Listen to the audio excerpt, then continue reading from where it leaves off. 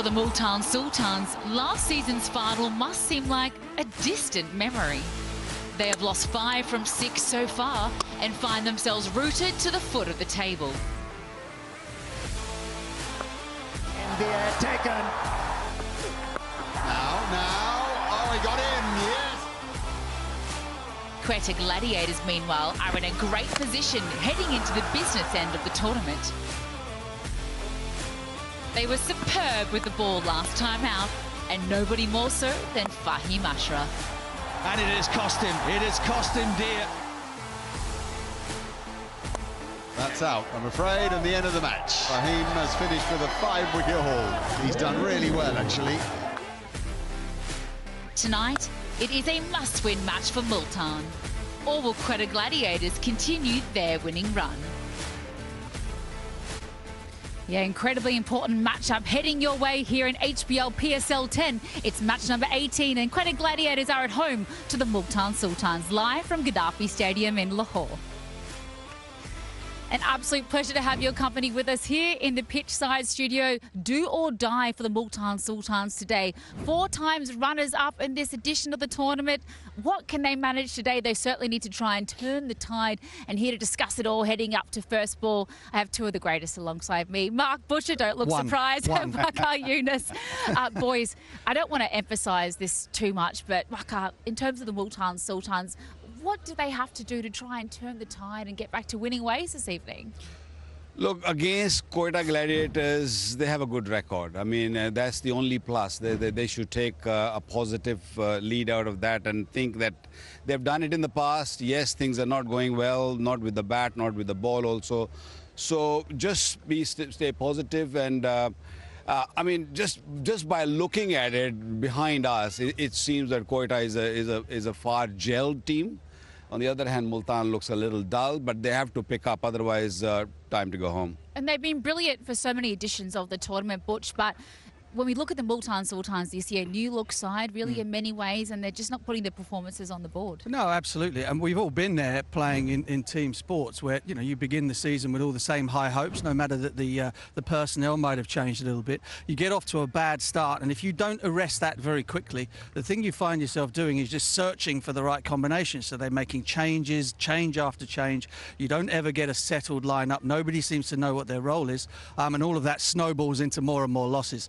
So listen, they have to turn it around tonight. My feeling is they'll go back to a bit of experience if they can get it back in. David Willey's been on the sidelines, Osama Mir's been on the sidelines. Go back to the guys who have been around and done it, and perhaps their experience will get you over the line. But Quetta at the moment are absolutely buzzing.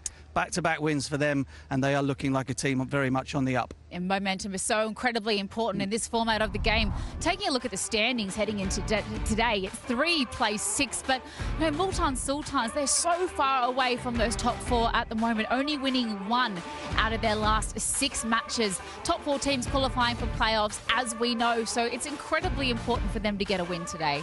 Sure is. Look, there's no other way of saying it. They have to win tonight, otherwise you feel that there's just no way back for them. But, you know, we've seen funny turnarounds in T20 cricket ever since its inception. The point of the format means that you kind of get a great performance out of one player, and that can change your entire outlook and get a little bit of momentum going. So they're not out of it, but if they lose tonight, whew, I think they're done. Well, I tell you what, it's pretty hot and humid conditions here at Gaddafi Stadium at the moment. The weather is impressingly hot. I wonder if that will really bring the dew factor into contention, something both captains will be discussing ahead of the all-important toss. We know sides often win the toss, elect to bowl first, but it all remains to be seen what happens in today's edition of the tournament. Sounds like the toss is just about ready to go, though. We have the great Ramiz Raja standing out in the middle alongside the 2 captains.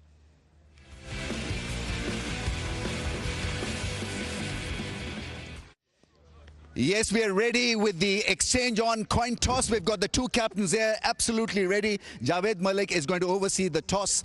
He's the match referee. We've got the exchange on mascot as well. Muhammad Ibrahim Ali, welcome to the toss. Rizwan and Saud Shakil leading their units. Saud has the coin. Here we go. Tail is the call. क्या करेंगे Saud और क्यों करेंगे? आज decide किया कि पहले bowling करेंगे. अच्छा, क्या लग रहा है आपको, ये ऑस्ट्रेलियन पिच है, ऑस्ट्रेलियन सॉइल है, इसके लिए क्या अलग बैटिंग एंगल्स हैं, बॉलिंग लिंक्स डिफरेंट आप समझते होंगी? जो लास्ट 2 मैचेस हमने खेले हैं तो इसमें यह है कि हार्ड लेंथ पे जो अच्छी तरह बॉलर्स मार रहे हैं वहाँ पे, तो उनको थोड़ी सी मदद मिल रही है वहाँ पे और वो अच्छा यूज़ कर रहे हैं इसको। देखते हैं इस पर थोड़ा सा इस बार ग्रास जो ज़्यादा ग्रीन नहीं है, लेकिन देखते हैं किस तरह खेलता है ये। आपकी जो जब से यहाँ पे आपके मैचेस शुरू हुए हैं, आपकी बॉलिंग को ये जो स्क्वायर है वो सूट कर रहा है, आप मानते हैं? बिल्कुल, हम हमारे जितने भी बॉलर्स हैं उनको सबको सूट कर रहा है और अच्छी चीज़ ये है कि वो सब रिदम में नज़र आ रहे हैं और जो चाह रहे हैं वो प्लान्स एग्जीक्यूट भी हो रहे हैं। बैक टू बैक मैचेस जीतना T20 में मुश्किल काम होता है, आपने टफ मैचेस जीते हैं, अच्छे मैचेस जीते हैं, क्या मोराल को फ़र्क पड़ता है टीम के? लेकिन कोई भी विन होता है तो बहुत वो जो है ना मोराल बूस्ट करता है किसी भी टीम का, और इस तरह से बैक टू बैक मैचेस जीतना, और जिस तरह हमने कराची वाला मैच जीता था तो काफ़ी अच्छा मोराल है टीम का। उम्मीद करेंगे इस मैच में भी अच्छा शो करें। इनकी पार्टी आप स्पॉइल कर सकते हैं, इनको हर मैच जीतना है, आप क्या ख्याल है, अब इनको हराने के लिए क्या करना पड़ेगा? बिल्कुल, हम अच्छी क्रिकेट खेलनी पड़ेगी ऑन द डे, उनकी टीम भी अच्छी है लेकिन कोशिश करेंगे कि इनको आज हरा दें। कितनी टीम चेंजेस हैं कोई? ना, हमारा सेम टीम है। Best of luck.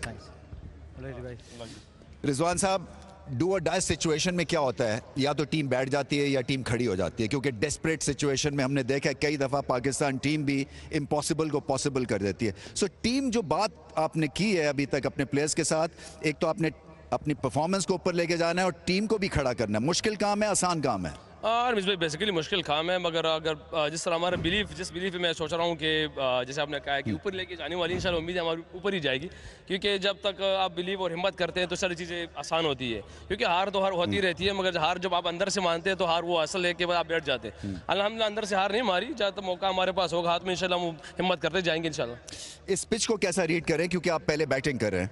हम भी बॉलिंग करने वाले थे क्योंकि स्ट्रेंथ को देखते हुए, मगर बहरहाल जिस तरह पिच अब बैटिंग आई गई अल्हम्दुलिल्लाह कोई इशू हमारे लिए नहीं रहेगा, और जहाँ तक कोई टारगेट सेट नहीं कर पा रही क्योंकि हम जाएंगे तो पता चलेगा कि डिफरेंट सॉइल नज़र आ रहा है, तो इंशाल्लाह कोशिश करें कि जल्द से जल्द इसको समझ लें कि पिच में कितना बेस्ट हो सकता है। अगर आपने सिर्फ एक आधी बात करनी हो अपने बॉलर्स के साथ तो क्या करेंगे, क्योंकि बॉलिंग जो है वो अंडर प्रेशर है? बिल्कुल, सिर्फ इसी पे रखा हुआ है कि अगर टॉप स्टम्प क्योंकि अगर आप देख रहे हैं कि लाहौर की जो पिचेस है इसमें अगर आप स्टम्प टू स्टम्प बॉलिंग की जाए तो मुश्किल है, वो आसान नहीं है, तो हमारी तरफ से लेंथ पे ही रखा हुआ है। Best of luck Rizwan. Thank you. So the news from the centre out here is that Gladiators have won the toss and decided to bowl.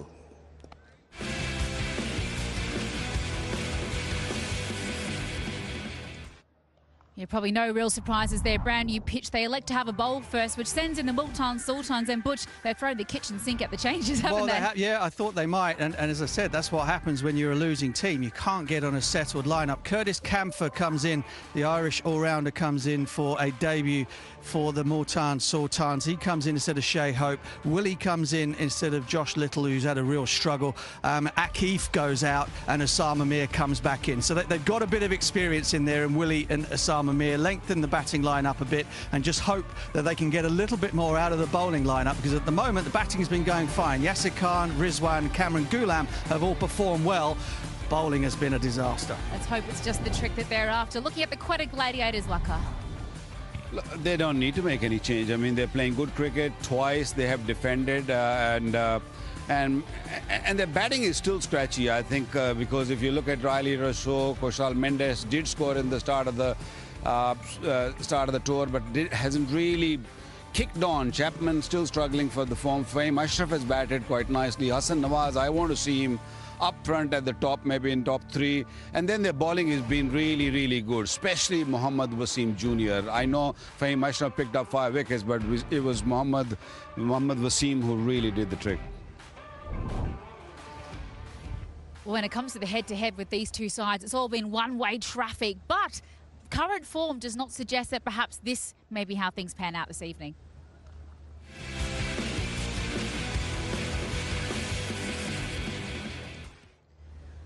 Well, if the last 7 matches are anything to go by, it's been all Multan Sultans' way, Butch. But given how their season's been going so far, is it Quetta's time to break the turn? Well, you would imagine so, wouldn't you? The interesting thing for me is that Quetta have won the last 2 games. The back-to-back matches were great defences against Karachi Kings, and then, of course, in the match against 𝐄𝐍𝐆𝐋𝐈 the other day. So this time they've got to do it the other way round and go out there and chase runs. So that could be something different. Multan have just got to throw everything at it, and of course they will look at that history and go, you know what, we've had these guys on toast for a long time now. Maybe tonight is the night for us to turn things around. Oh, let's just see what happens with the head-to-head.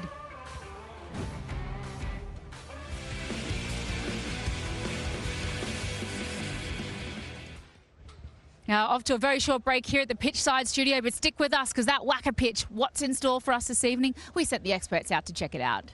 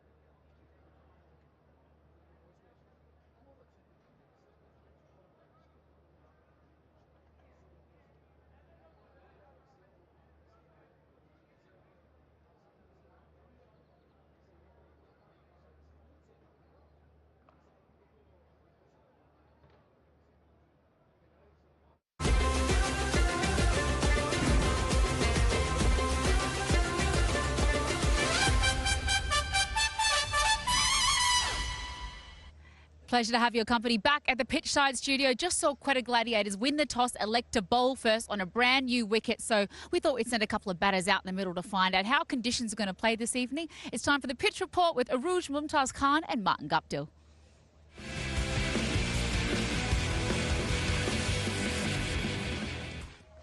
300th HBL PSL game, 5th this season in Lahore, and a brand new surface. It's pretty even all across, 63 to my offside, 62. So right bang in the center, but a new surface, and surfaces in Lahore have been very spicy. 158 the first innings average score, 46 wickets to seam, and the Pacers have thoroughly enjoyed this. Whether they enjoyed this one or not, Multan Guptill has been assessing this surface for a while. Marty, on first look, what do you make of it? It looks a great surface, just by visuals. But I've bent down and had a look here. It is very firm under the tap test, and there is a couple of little green spots up and down the wicket. So I think it's going to be a pretty decent wicket. Whether you bowl first or bat first, I don't think it matters. It is the one with the whacker soil, so whether that Australian nature comes in or not, we saw it was a bit of an uneven bounce, slightly sticky maybe. You think it's again a new ball wicket? Yeah, I think potentially. I think you just unknown what's going to happen with a new ball. So first up, new ball, make use of the conditions and see how you go. You talk about Multan Sultans who are looking for a win. What is the one thing they can do to maybe get up on top? They just need to score one more run than the opposition. But I think Mohammad Rizwan is key to their batting, and if he can get away to a good start, then who knows how many they can get. Well, we'll find out what the skippers are going to do at the toss, but the surface definitely looks a good one.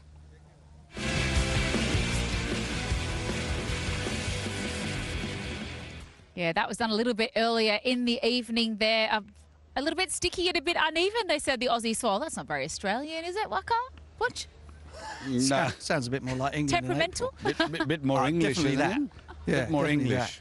Listen, the chances are that there'll be some good pace and bounce in it. Yep. It should be a good pitch for batting on. Both sides have sort of, well, I'd say Multan have reinforced the spin department, bringing Osama Mir back in. And if there is that bounce, he can be very effective. But I think, generally speaking, you should be looking at somewhere around the 180, 190 mark batting first. And I think if Multan can manage to do that, which they did successfully in the previous game, then they will be able to put a team in Quetta Gladiators whose strength has been in defending totals rather than chasing them down. So I think you've got to look at it in terms of have a little look for the first 3 or 4 overs. Don't be 3 down and blow the game in the power play, and then look to pile it on. And one of Quetta Gladiators' strengths have been with the ball, Waka. Fahim Ashraf was brilliant, got a 5 for 33 last match against Peshawar Zalmi. What do you think he's going to be able to extricate on this particular wicket tonight? Well, I'm not sure if he's going to get this much bounce on this surface, but yeah, there is a grass on the surface, and he hits the seam hard. He's not one of those bowlers who will float the ball up. He will pitch it up, and he bowled beautifully. It was a doing of Wasim Jr., Muhammad Amir from the other end, which put lots of pressure up front, and then he sneaked in. Although he went for 15 in the first over, came back very strongly and picked up 5. Surface was a little bit naughty the other night, I thought. Yeah, a couple of deliveries. The cracks got a little wider on day 2 on that pitch. Yeah, the surface. And so we had a few deliveries that really jumped and kind of made hitting the pitch absolutely paramount for the quicks. And I reckon this one will be similar too. It won't get the leaping bounce, but it should go through okay. Surface is a bit like you, isn't it? Up and down. Naughty. Well, a bit of long grass, a little bit patchy. But talking about their opposition, obviously the Multan Sultans, they've probably been better in the batting department than the bowling department, and Kamran Ghulam stood up with the bat in their last match. Waka, 52 red off 31 balls. How important is he this evening? He's been frustrated because they've changed his numbers so many times in this 6th game they played. They bat him as number 7, number 4, number 5, and I think this was a kind of frustrated innings, and he played a blinder. I mean, he's a tiny little guy, and he hits it hard, fast hands, and he's also good at maneuvering the ball and nudging those singles. So I think they need that. But first up front, Rizwan got to assess and judge what total is required on the surface. All right, well, let's get our expert prediction right before live action starts, shall we?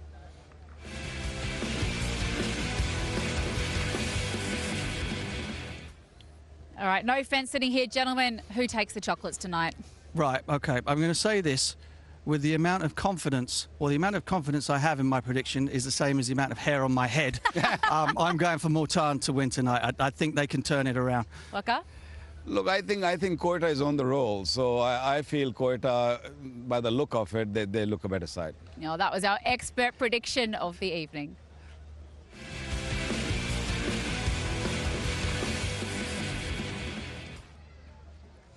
Mohammad Rizwan, how important will he be this evening? The strike rate's improved exponentially, Butch, but they've got to get off to a good start today. Can he do it? Yeah, they do. I think Waka's absolutely right. I think that one of Mohammad Rizwan's great strengths is being able to sort of go out there, ride out the storm, and then play bigger shots towards the back end. One of his weaknesses is deciding and knowing what he thinks a defendable total will be when batting first. So that's going to be a challenge for him. I really like Yasir Khan. I think he's a fantastic player. And if the two of them get off to a flyer, then who knows what might be achievable on what looks like a really good pitch. Oh, but Amir with the new ball, what can he get this evening, Waka? Yeah, he's bowling really well. He's a smart cookie. You know what we saw the other day to Babar Azam, the way he bowled those bouncers and then full length delivery. That was smartness of T20 cricket, and I think he's going to be the key up front. You know, be careful against him. Oh, thank you so much for your time, gentlemen. Absolute joy to have your company with us in the pitchside studio. Time to head upstairs for commentary because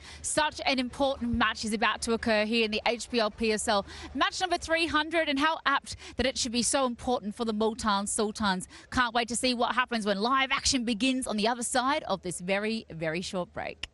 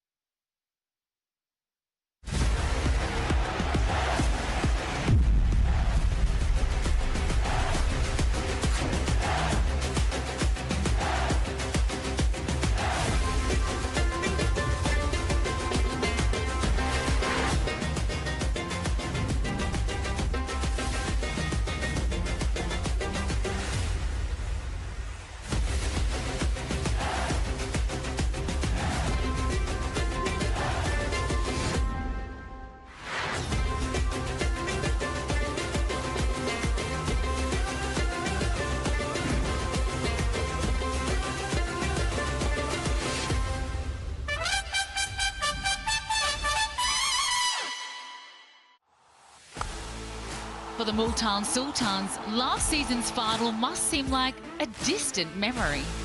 They have lost 5 from 6 so far and find themselves rooted to the foot of the table. In the air, taken. Now, oh, he got in, yes. Quetta Gladiators, meanwhile, are in a great position heading into the business end of the tournament. They were superb with the ball last time out, and nobody more so than Fahim Ashraf. And it has cost him. It has cost him dear. That's out, I'm afraid, and the end of the match. Fahim has finished with a 5-wicket haul. He's done really well, actually. Tonight, it is a must-win match for Multan. Or will Quetta Gladiators continue their winning run? Hello everybody and thanks for joining us. It is match number 18, this one between the Quetta Gladiators and also the Multan Sultans. It's a very important match, particularly for the boys on the right. Now we've got a nice crowd that we're expecting tonight. The previous games we've had here in Lahore, the crowd's been really good. Very warm day today, by the way, some 39 degrees Celsius. Right now it's about 35 degrees Celsius, so it's still nice and steamy out there. But thankfully the sun has set. And we are playing under lights, which is the good news. And the Gladiators, well, they've been in good form. They've won their last 2, so they're certainly on a little bit of a roll. So they'll be looking to continue that form, and their captain will certainly look to lead the way. They are a good side. They've had a couple other of the bowlers have come to the fore of late, and normally a side that's been pretty spin-heavy. But the seamers have really stepped up, and Fahim Ashraf in particular in the last game with his 5 for 33 was seriously impressive. So good to see. Multan Sultans, he's always key. Mohammad Rizwan, Willie as well. Very experienced player, someone who I think should be playing a good role today. And Iftikhar is very handy in that middle order. The ground is looking terrific. And the points table, it is 3 versus 6. Now let's just look at Multan at the moment. They have only won 1 game out of 6. And Quetta Gladiators, as I said, they've been playing pretty well the last little while, and they've won 3 and have lost only the 2. So if they happen to win today, they'll go to 2nd spot. So that'll be a nice little boost for the Quetta Gladiators to continue their role. But for Multan Sultans, even if they lose today, they're not out of it. They've still got an opportunity to get through to that final 4, but they do need to start playing well. That's the important thing. Right out of the track, now we've got an Australian whacker soil from Western Australia today. It is the only track here with that soil. The idea is some more pace, a little bit of extra bounce perhaps. I have to wait and see how it plays. It seems nicely bound and looks like a pretty good surface to me. The toss was won by the Quetta Gladiators. They elected to bowl first. By the way, also Multan Sultans were going to bowl had they won the toss also. We do expect perhaps a little bit of dew around the place. Today there's the Multan Sultans lineup. Buzzer Khan's alongside me. Buzz, take it away. Yeah, Multan Sultans haven't had a great tournament, so that's why they're ringing the changes. 3 today, David, Billy, Curtis Camper and Usama Mir in. J-Hope, Josh Little, Akif Javed, they missed out. They're still searching for their best combination. Bowling has let them down, so they're making sure that they change the bowling unit. And good evening to Ramiz Raja. Good evening, Hazy. Good evening, everybody. Quetta Gladiators unchanged, even though, you know, there was maybe a hint of 𝐄𝐍𝐆𝐋𝐈𝐒𝐇 to be included in the playing 11. He's tall. This is supposed to be a bouncy track. Australian clay, about 80% of it is clay. Few cracks here and there, but Quetta Gladiators thinking that they can win this with a winning combination, so they're unchanged. Right on now, one of the great things about the PSL is the fact we see all these terrific overseas players around the place. We're going to hear more from one today, Mark Chapman. It's exciting to be here for my first PSL. I've watched a lot of the tournament, but it's really nice to be part of a franchise, and you play a lot of group stage games, and you try and work your way into finals. So it's about finding your rhythm as a team over the course of 10 games, and trying to get in a position to make finals, and then when finals comes, it's just making the most of every game. Yeah, I was born in Hong Kong. Both my parents were there for work, and Hong Kong, being a British colony at the time, had a proud history of cricket. So yeah, my dad took me down to the nets at a young age, and yeah, love the sport and yeah, been playing ever since. I used to love watching a couple of left-handers for New Zealand. I used to love watching Daniel Vettori and Stephen Fleming, both guys that I've come across now in my playing career and more from a coaching capacity, and they've both been really supportive of me in my career, and yeah, it's been awesome to be able to have worked with guys that you idolise growing up. Yeah, Chappie, we call him the Pakistan Slayer. So he's obviously had success over this side of the world and against a lot of Pakistani bowlers, so hopefully he can bring that to the tournament for us. It's an honour to be here with the Quetta team. I know the fan following is really strong, and hopefully we're able to put up a really good performance this year for both the owners and the fans, because I know that the Quetta family is really strong. And I know the following of the Quetta team is it's pretty big. Obviously here in Pakistan there's a big population, and hopefully, for the fans we can do it this year. Yeah, he's a fine player. Last 15 matches in internationals against Pakistan, he's averaged 60, a strike rate of 150. He's been in ridiculous form. Pakistan viewers, I'm sure, have seen a lot of him, and also Pakistan Slayer has been watched by the Pakistan bowlers quite closely as well. Right, here come the umpires. 2 men in charge today. Arslan Ash on the right and Faisal Afridi on the left. They've swapped around now, left and right, but they're the men that are in charge. Ramesh, let me come to you for starters. What are your thoughts about today's game, match number 18, before we get underway? Surface is going to be the key here. So you strategize looking at the surface, and it can be a bit of a lottery. First time a game has been playing on this Australian clay. Let's see how it behaves. But overall, generally, the square is in great shape here at Gaddafi Stadium, Lahore. What they need to do is to feel good about what they've achieved in the last couple of matches. It's a happy unit, and that huddle has got to be about recalling the winning moments and about making it happen again. Multan Sultans under pressure, they need to kick off to an extremely efficient, fast beginning. Can they do that? And can they hold their own in a tough situation, in a pressure situation? Can this team hold its own? All right, a quick chat to Mohammed here. Mohammed, you're in good form at the moment, coming out nicely. Is there anything you still want to improve on, or you're quite happy at the moment? As a cricketer, you learn every day. If I want to learn, I will. If something new comes up, I will try to learn that, because this is cricket and you have to learn every single day. Important for you as well that you had some support, and some other guys came to the fore in the last game, obviously Ashraf and also Shahzad.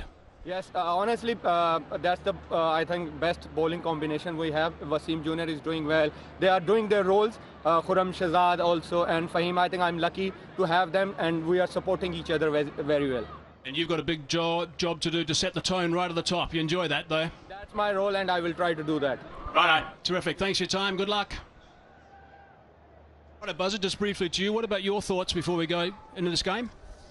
Yeah, look, Multan Sultans, they need a proper innings with the bat. Their bowling has struggled, so the batter needs to make amends. The one game that they did win was when they got really above par score, and that's where they won. So big role for Yasir Khan.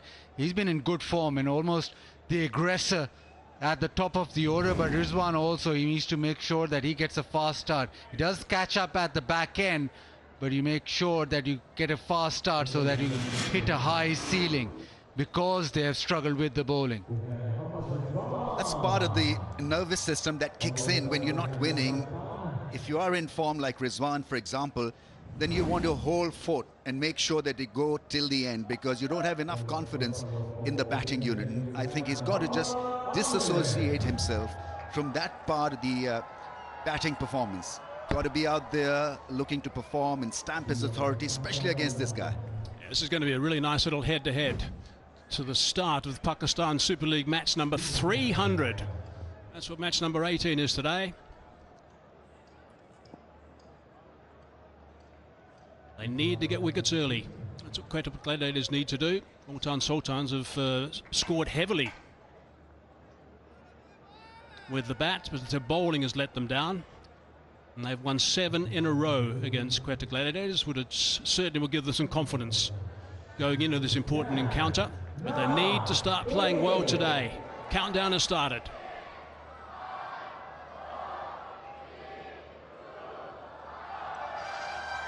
Right, here we go. Starting with a slip. We'll be looking to swing the ball back in a fraction. Nice tidy line. We'll watch this bounce quite carefully as well with this whack of soil. This could be hit the deck kind of a surface. Mohammad Amir not as express as he used to be, more kind of a floater these days. But it looks a nice pitch. It's a fresh pitch, and well, the ground staff was raving about how it'll play. I think it looks terrific. Nice colour about it. Qvip's catch it just over the top, and that's gone for 4 to open the account. This is what Yasir Khan has done all season. Whenever the opportunity comes, he makes sure that he capitalizes on it. 2 full and down the ground. Superb shot. That's a proper cricket shot, this. Didn't try to overhit it. It was all planned. If it's going to be up, he's going to go for it. I think we can sense straight away that this pitch is going to come on nicely to the bat. That's generally what happens with the Australian soil. Using the pace of that delivery just to run it down to third for 1. At a pitch where you see the ball a bit better also. It's a really nice looking pitch. All the grass has been rolled into it, and so I'm sure it'll help spin, it'll help pace. That's why I wanted Jamieson to play this one on this surface. He's tall, he's about a 7-footer. He would have gotten a lot of help, extra bit of bounce from this surface. Yeah, 7'15" apparently. He's a monster, absolute monster. Rizwan, just over 300 runs, in addition 10 of the HBL PSL.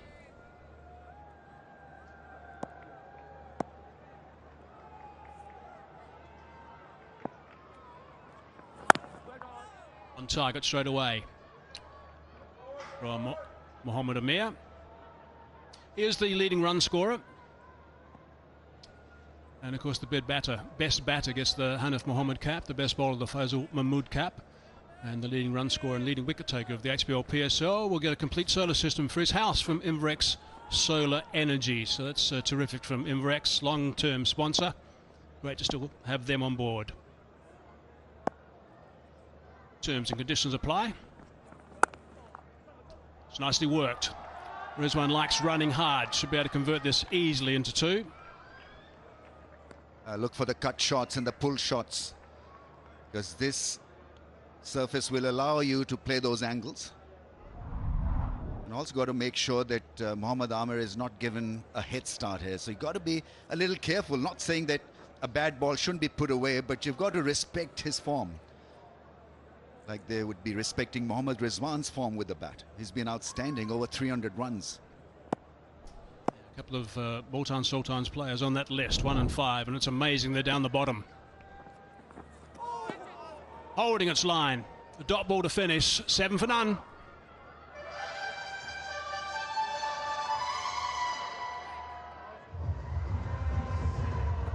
All about just assessing that the pitch in that first over, really. That's what the players are looking for straight away.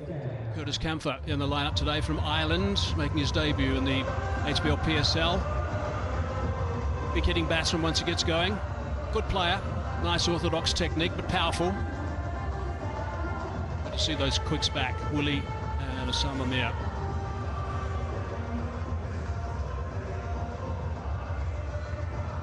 The 3 changes for the Quetta Multan Sultans. Camphor from Ireland in for his debut. And Willie and Osama Mir in, no changes for Quetta Gladiators because they're playing so well at the moment. On a roll. 𝐄𝐍𝐆𝐋𝐈𝐒𝐇 now. Oh, beautifully, I thought, in the last game. They played the last game here 2 days ago. Bustling run up. I think it hits the bat a little bit quicker than what some players expect.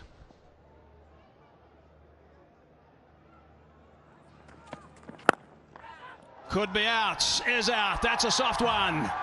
That is a big one. First up, simple catch to Mohammad Wazin. So 𝐄𝐍𝐆𝐋𝐈𝐒𝐇 straight away strikes. Yeah, I mean, this is a costly blow for Multan Sultans because Yasir was in good form, and that's one bit that some of the younger players need to understand and learn, that you cannot throw your good form away. Especially if you're playing for Multan Sultans. They've been under the cosh. The batting and bowling both have been struggling, and well, he goes early in the piece, and that's a massive blow. Multan Sultan 7 for 1, Yasir could only get 5.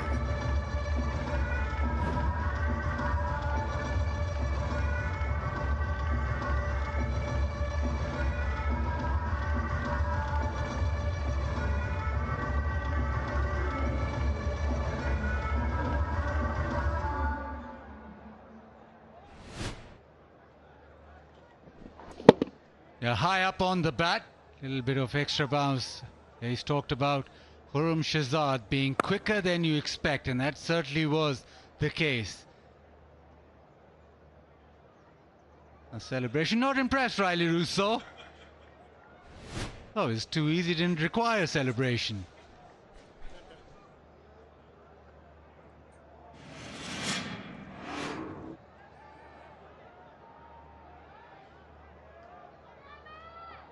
Usman Khan, strike rate of 159 in his 959 runs in the HBL PSL. 300s, dangerous player. 𝐄𝐍𝐆𝐋𝐈𝐒𝐇 with his tail up. He'll be delighted with that start, that's for sure.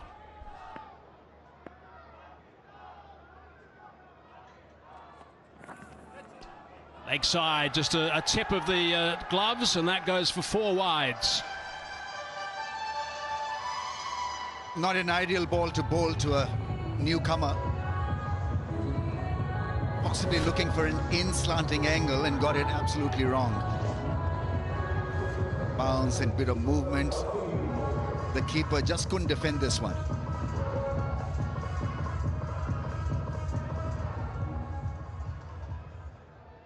Yeah, and just with the new ball, just hold your length. Try and just hit back of a length. He will get a little bit of movement. He does get the new ball to seam back in. That's a better line. That's nice and tidy.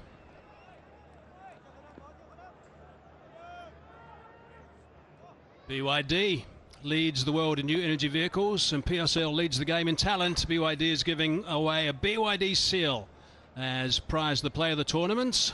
So make sure you don't miss out who gets that later on. Magnificent vehicle.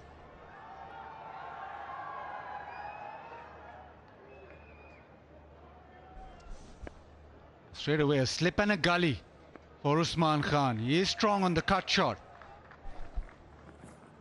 Oh, that's a terrific delivery. Extra bounce and jagged back considerably. Ball back on good defense.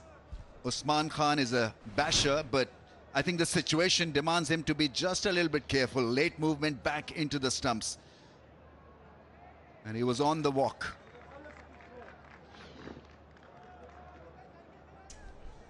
Now that's what 𝐄𝐍𝐆𝐋𝐈𝐒𝐇 is looking to do. Get the ball to nip back in. Maybe go a little fuller. That one bounced over the top of the stumps. Need to be hitting top of off. Plenty of people under lights, nets. Oh, advancing this time, and he might hold out as well. He has. My goodness, that is really soft. That is exactly what they didn't want. Mohammad Amir just camped underneath that for ages. That is rash, to say the least. Probably undone by a couple of deliveries and was feeling just a little bit restless, nervous, whatever you want to call it. He would say that this is his game. Lunging forward out of the crease and, well, trying to smash it over the infield. Got the splice, the top end of the blade, and easily taken at mid-on. So things happening for Gladiators. Clearly helped by some shoddy cricket from Multan Sultans. They're 2 down now for 12.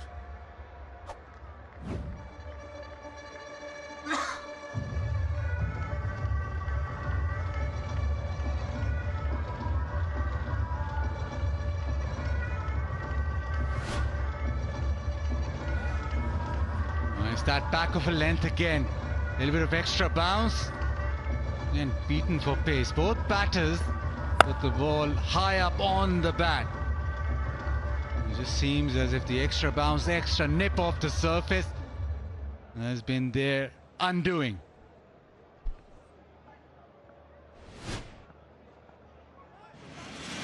Well, it hasn't taken long for the 𝐿 to get out there. 28 games, over 500 runs, strike rate of 125. 𝐿 now, extraordinary. When you're not playing well, you need guys at the top. You can't lose wickets in the power play. You need guys at the top to make sure they get stuck in and play well for the team. First two haven't, those first two wickets. He'll have more application, I think, 𝐿. He's a gutsy player. This track doesn't need improvisation because it's a proper track. The ball is seaming just a little bit, it's bouncing. And so what you have got to do as a batting unit is to make sure that the first 3-4 overs are accident free.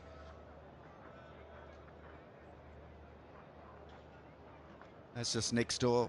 Lahore Cricket Association feel that. Teams practicing, walking distance from the stadium. You've got to assess the conditions and make sure you get nice and settled. When you've got a track like this, then you can expand after that. I mean, 2 wickets going down in this over so far, and there's still 1 ball to go. Out of the crease. Allows that to go through comfortably, but what an over from Shahzad. 2 for 6, 13 for 2.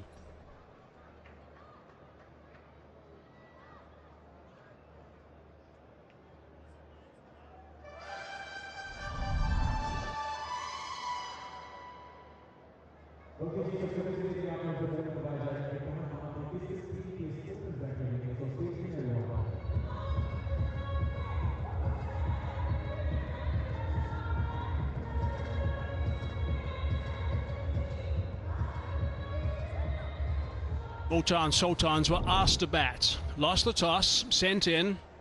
A couple of blokes haven't batted very well so far in this game. They're watching at the moment. Responsibility back on Mohammad Rizwan again. Chasing a wide one does 𝐿. A couple of ways now of playing this situation. You can be ultra aggressive and force your way out of this rut, or you can be the anchor. That was a nothing shot in the end. When it comes off, it looks good. When it doesn't, it looks really ordinary. I'm sure pressure will be on Mohammad Rizwan, so he'll probably look to be the anchor and play out the 20 overs. That's how he usually reacts to such a situation. That's a very good short delivery, well directed. Yeah, he's clever. From length, he can shorten the length, he can bowl the Yorker.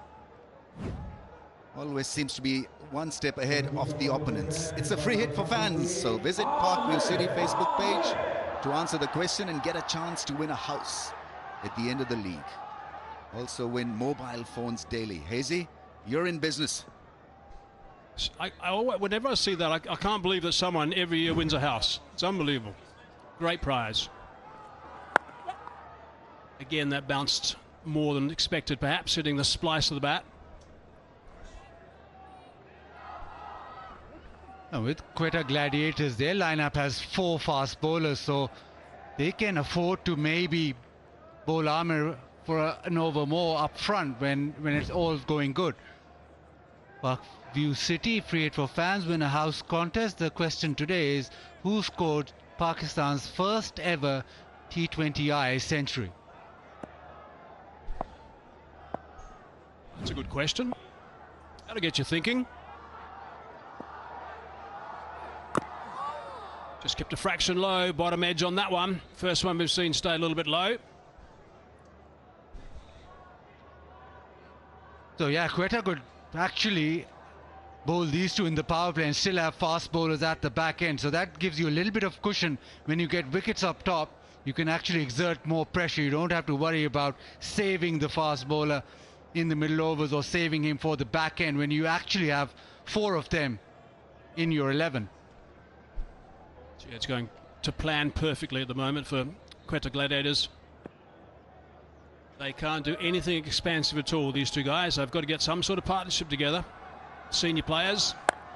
Oh, no, that's hit up in the air as well. That's another one's going to be down. Another gift. Oh, no, it's not. How did he drop that? Unbelievable. Nawaz has put that one down. That is a shocker. We've seen pretty ordinary cricket so far in 2.5 overs. This was such an easy take. And he's getting an earful from the bowler also. Richly deserved, may I add. And what was he thinking, Mr. Batsman? It's just incredible the way they're reading this game. Multan Sultans. No confusion. No one converging, no fielders converging. Slow ball. Seals the deal for Mohammad Ahmed. Could have been a lot better over. None for 10 EA, 16 for 2.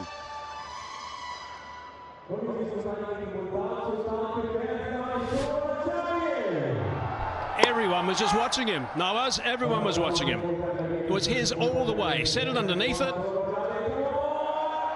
Quite extraordinary. Hard hands. He had plenty of time really to call for it. It wasn't as if a couple of fielders were converging on the ball on the catch. Multan should be 3 down. Should be 3 down inside 3 overs. This is a horrible start for a team that's going to start playing well. A team that normally is playing well at this time of a tournament. Shahzad again. There's an edge and a very good catch. Nicely taken by Allen. Really good catch. Got those fingers underneath it quite comfortably. The umpires are going to have a bit of a chat about it, but I'm quite convinced that's been taken. Yeah, Hayes, you said Multan should be 3 down. They are 3 down now. The outside edge, the perfect delivery, short of length of the stumps. We have an umpire review for fair catch. I have checked the field. It's a fair delivery. Can we start with angle for the catch, please?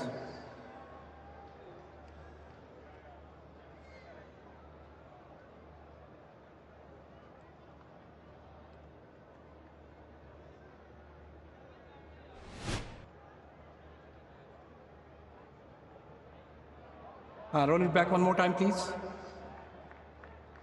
Yeah, now roll frame by frame. Yeah, appears to be fingers are under the ball. Do you have anything else to show, please?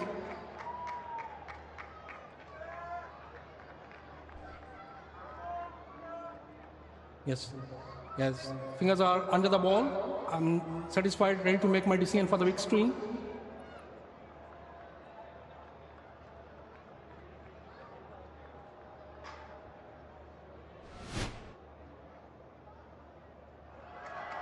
Asif Yaqub is the TV umpire. Didn't need too much time to adjudicate that one. Cameron Goodland has gone for 3. Allen, good catch in the slips. Multan in deep trouble here. 16 for 3.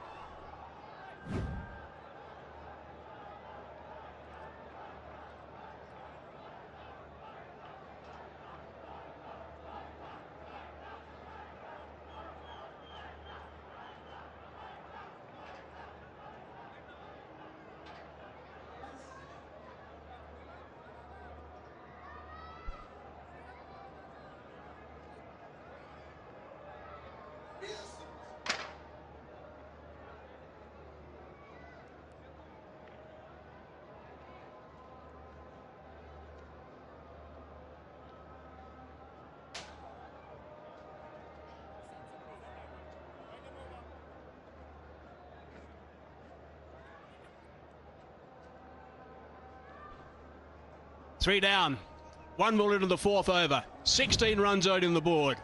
Mohammad Rizwan, the captain, has been watching from the other end. 𝐄𝐍𝐆𝐋𝐈𝐒𝐇 on debut in the HBL PSL. Has a good solid technique. He'll be challenged here though. Bit of extra bounce. Yeah, you got to fall back on good technique, bit of common sense. It's got to sort of shake your system. This really was well taken. It was dying on the fielder. Finn there with very good low catch. What a time he's having. 3 wickets in no time. 3 for 6. It's a fair start to a game.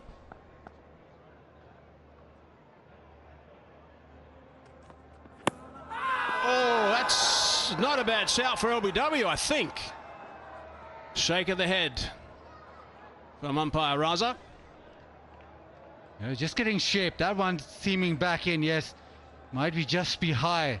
𝐄𝐍𝐆𝐋𝐈𝐒𝐇 signaling that is high, but once you get the ball just seaming, all you need to do is hit back of a length, which 𝐶𝐍𝐆𝐋𝐈𝐒𝐇 is doing.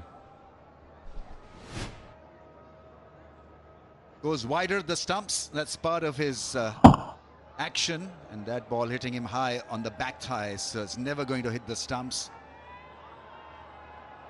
Well read by the umpire. Just got to play some tight cricket. Make sure that you see off the first 6 overs now. In 3.3, 3 wickets down. It's about game of survival now. Work hard now. Oh, that's a top edge. It is going to be safe, and it is going to go for 4.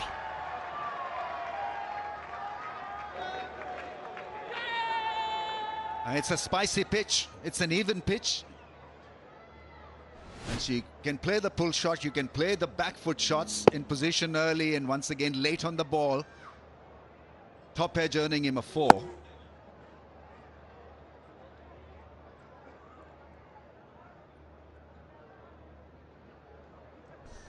Yeah, ball kicking off the surface. You need to just bowl test match length almost because of the fact that getting something out of the surface. Yeah, it's been 3 good deliveries first up to Kampfer. Let's make it 4. That's a very good delivery. And up goes that finger. He's got 4. 𝐶𝐍𝐆𝐋𝐈𝐒𝐇 has now got 4. He's got 4 for 10. This is quite ridiculous. However, it's not done yet. That's a wishful look. Yeah, he's asking Rizwan.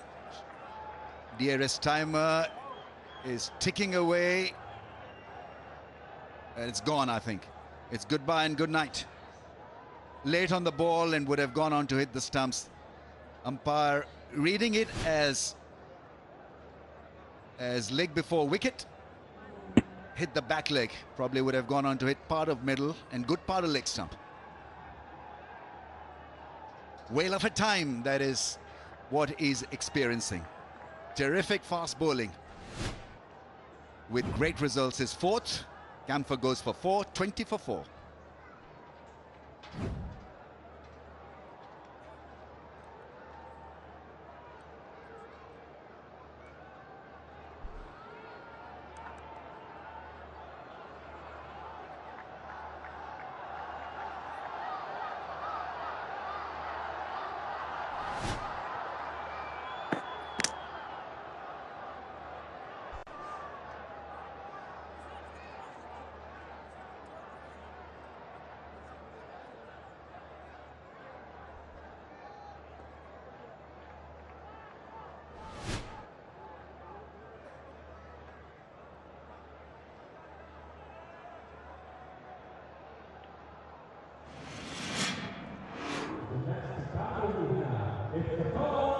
Well, it's been a procession. An absolute procession so far. 4 wickets down, 20 runs to the board, inside 4 overs.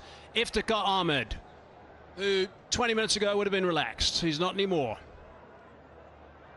4 for 10. 𝐶𝐍𝐆𝐋𝐈𝐒𝐇, no bowler in HBL PSL history, has taken 5 wickets in a power play. Wonder if he's going to be the first.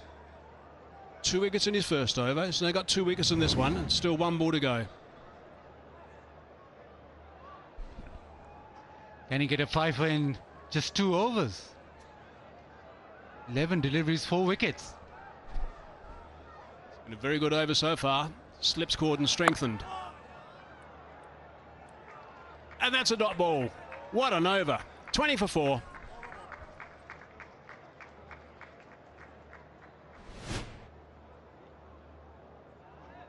Yeah, umpire's call would have gone on to hit the bails on the leg stump. It looked seriously good call, and umpire upheld the strong appeal. Batsmen generally have been late on the ball. I think the pitch is a bit spicy. His ball is traveling off the surface. Wow, look at that. 𝐶𝐍𝐆𝐋𝐈𝐒𝐇 4 times. Bracewater coming next, then the bowlers. A couple of seamers back in the lineup today. Woolley and Osama Mir. Rizwan He's been watching it all. Not out on 3 at the moment. He's only faced 6 deliveries. On strike now. Mohammed Wasim Jr. with his pace himself into the attack.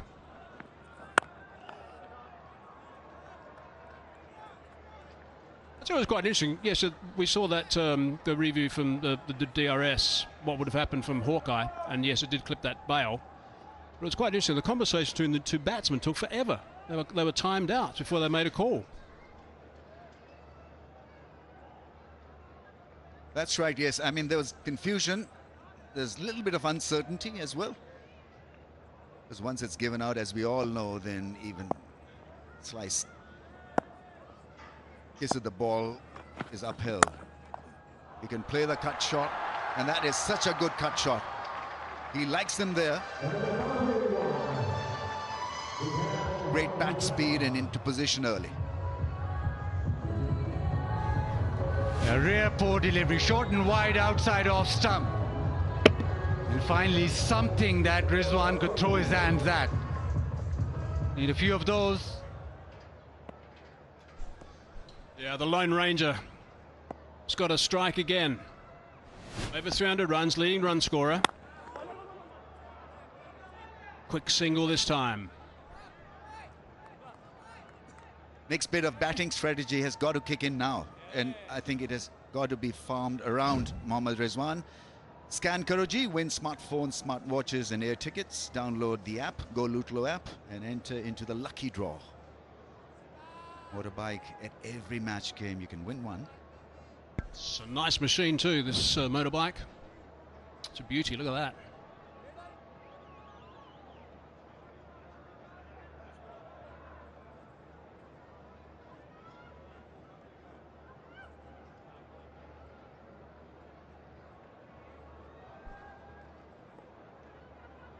So Iftikhar's got to make sure that he spends a bit of time getting used to the surface as well. Playing too many strokes, not being too adventurous. Play to his strengths. He can be a correct batsman, Iftikhar. And he's got this, or his wish, because he bats low down the order, doesn't get a lot of deliveries to really get cracking, but now he's got so many overs to impress. Get a partnership with Rizwan, play deep, play sensibly.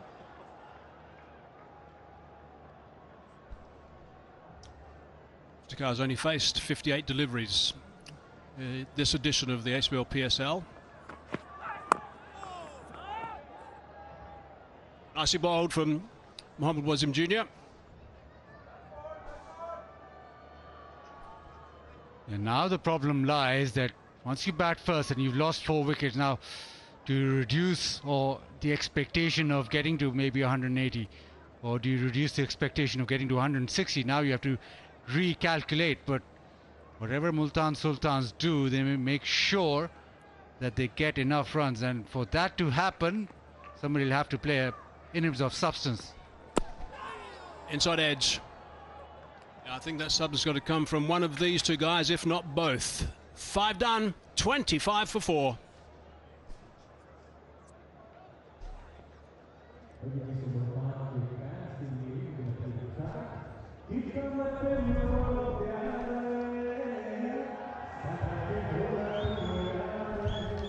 Look at that points table. Gladiators, if they get up today, which is a reasonable chance. The opposition now inside 5, 4 down.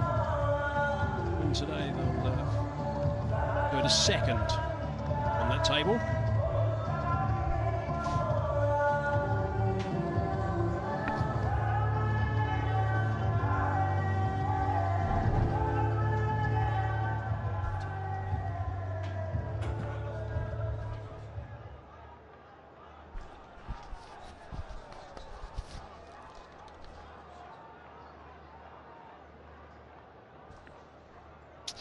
Well, 7, 8, 9. They're going to have some work to do. There is no question of that. Mentioned in the almost just anything that can go wrong is going wrong for the Sultans at the moment. I mentioned I've got Quetta Gladiators and Martin Guptill alongside me during the pre-show. that I said that I had as much confidence in this prediction as the amount of hair on my head, that Multan would be able to turn it around. And they've made me right in the first 5.1 overs of the game. Misplaced confidence is a dangerous thing, gentlemen.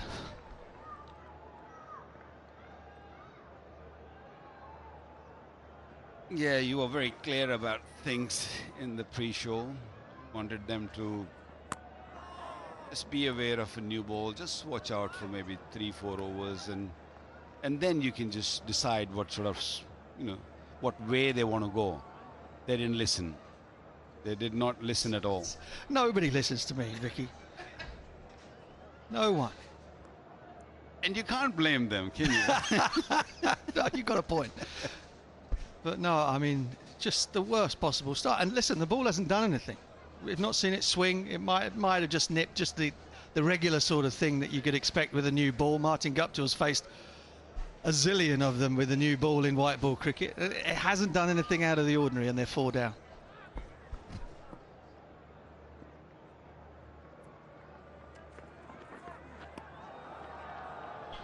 No, you're right about that, Butch. It hasn't done an awful lot, has it? But they've just bowled a very nice length, a demanding length that hasn't been drivable. They haven't been able to pull. There's been one cut shot.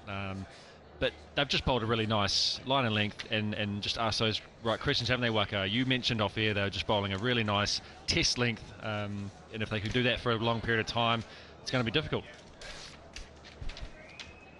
I think the first couple of dismissals where they wanted to blast the ball, they came down the pitch and didn't know how much that ball was going to bounce, losing 2 wickets and almost lost third one also with that high catch where Hassan dropped one. And after that they realized that they're not going to come hard at us, so the best way to go is just pitch it up and bowl that good length where the batter doesn't know which way to go, forward or back. And they're successful. Test match links, what you were talking about, wasn't it? I mean, and the thing is, they've been Multan Sultans have invited them on by having a hack in the first couple of overs and not really just play. Whenever the defensive shots are being played at the moment, they're pinging off the middle of the bat, and that tells you the bounce is true. Might be a little bit high, a little bit higher than a traditional Pakistani pitch, but it's true. Gloved. More evidence of that extra bounce from the Waka soil.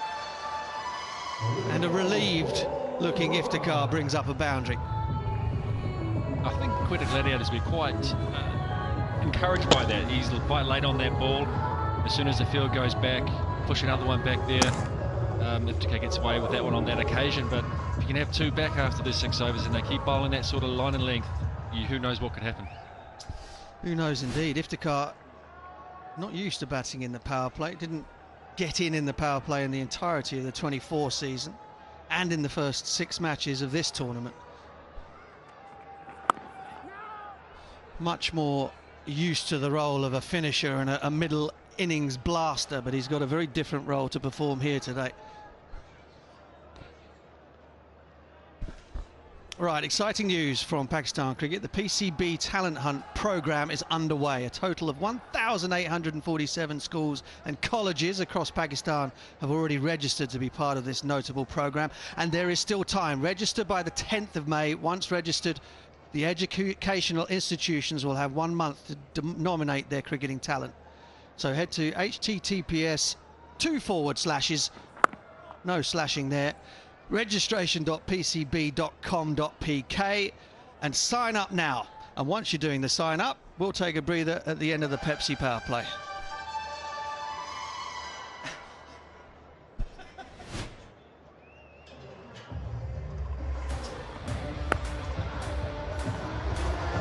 Well, it's been all Quetta Gladiators swipes in only the second over. 7 for 1, 7 for 2. Yasir Khan and Usman gone. Brilliant catch by Finn Allen to get rid of Cameron Ghulam. And then 𝐄𝐍𝐆𝐋𝐈𝐒𝐇 nails Curtis Camphor. His debut not a successful one. 20 for 4 when the last wicket went. And here's a look at the lengths, the test match lengths that 𝐄𝐍𝐆𝐋𝐈𝐒𝐇 has been employing.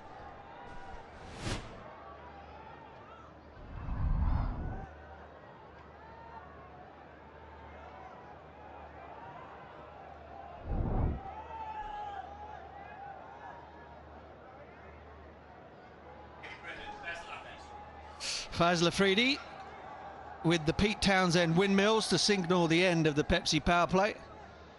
And it's been anything but power play for Multan Sultans, but Rizwan is still there. And he's not happy about something. I should imagine it's the way the other four have batted that he's had with him so far. It's worth reiterating just how important these 2 points are for Multan Sultans. Oh, now that has done something. His natural delivery, Mohamed Wasim Jr., is to nip the ball back into the right-handers, and that was a beauty. I was talking to him this evening, and he said he struggles against the left-hander when he has to bowl over the wicket, not against the right-hander. Right-hander, that's his natural delivery. He's got a little slingy action, ball landing right on the seam and coming back very, very sharply. Good pace on it.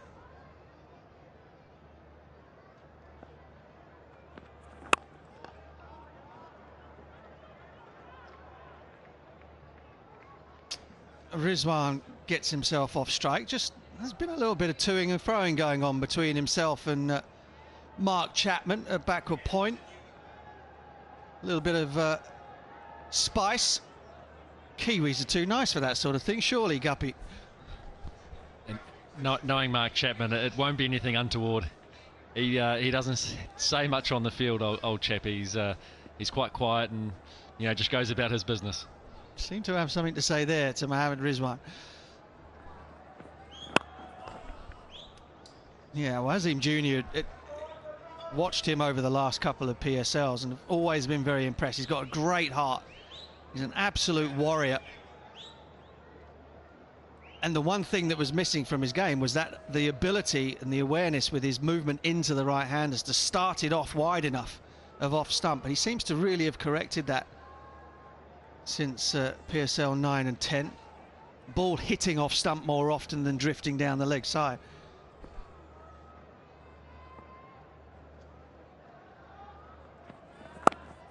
Again, good line. His natural delivery is sort of in swinger or in cutter to the right-hander batsman. That's why he struggles to get LBW to the left-hander. He appeals many a times we've seen in this tournament. He's got to go around the wicket. That's what my chat was with him. Just when you want to get LBW to the left-hander, there's no way you're going to get it from over the wicket. You have to go around the wicket and then straightens it to get LBW. Right-hander, no problem, no issues.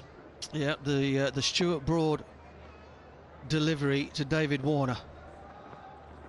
Again, just honing in on middle and off from that slightly wide angle. Such good bowling, so much better.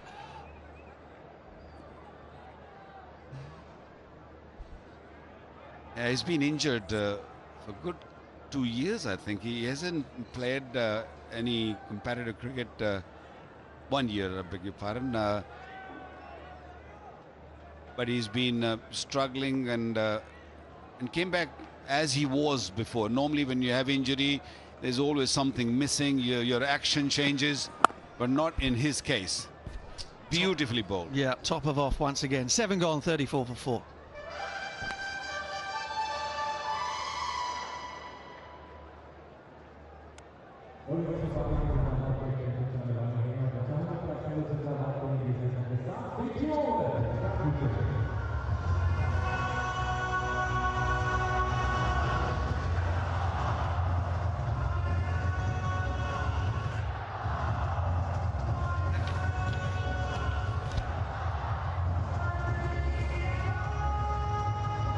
Well, pressure from all of the seam bowlers.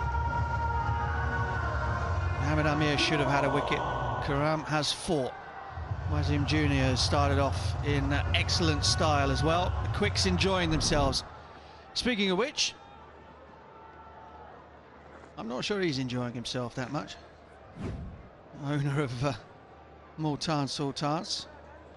It's a bit exasperated with it all, but Fahim, with 5 for 33 in the win over 𝐄𝐍𝐆𝐋𝐈𝐒 just a couple of nights ago, is a man in form as well. So there's no let up here whatsoever from Quetta Gladiators.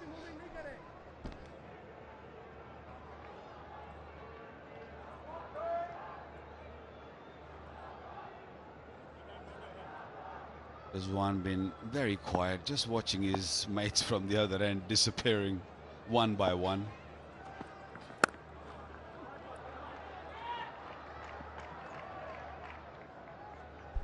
Yeah, had the start been slightly better, we would have cracked that away for 4, no doubt. Right, the Jazz fan pulse question: which team has the most 50+ partnerships in HBL PSL history? Islamabad United, Multan Sultans, Peshawar Zalmi or Lahore Qalandars?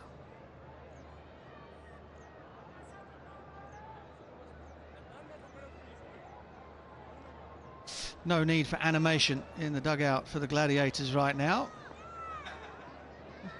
Let him have some. Again, short and wide, but gets away with it. I don't think 𝐄𝐍𝐆 is enjoying it at the moment. He's been very quiet and normally all over the place. He loves the close games. He loves when his team is really pushing, which they are right now. I think that's quiet contentment. Almost smug. It's a heck of a start anyway from the Gladiators, who've won 2 from 2 and are brimming with confidence.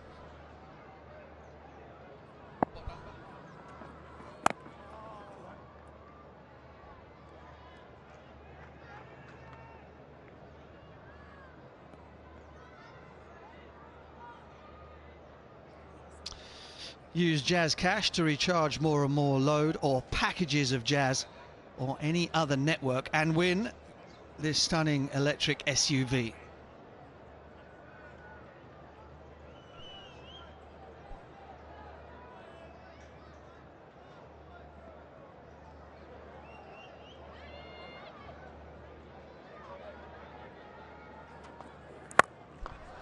Oh, it's gone up, and there is a man back there who's circling underneath it. Takes the catch. Riley Rousseau, wouldn't you just know it? He's been catching them for fun in the last couple of games. Gladiators loving playing in Lahore. And Multan are 5 down, and surely there's no way back from this. First ball, and he's bowled a little bit straighter here. Iftikhar Ahmed trying to take him downtown.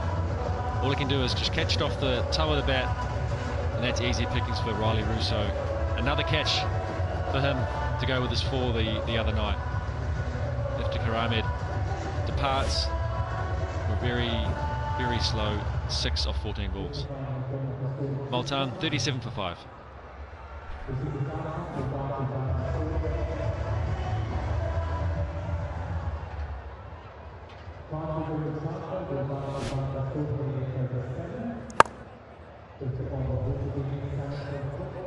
Wow, it's just indiscriminate hitting, isn't it? I think he was looking to go over mid-wicket. Man was back outside of the power play, and Riley Rousseau does not drop those. Saw Shaquille, every move he makes turning to gold right now.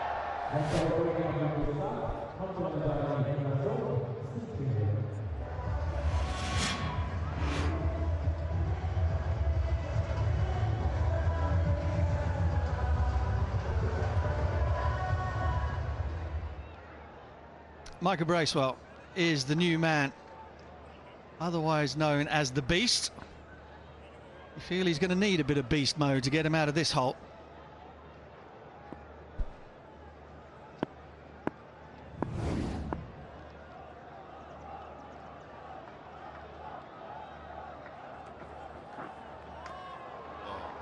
Oh, yo, that's the man in confidence, Fahim Ashraf.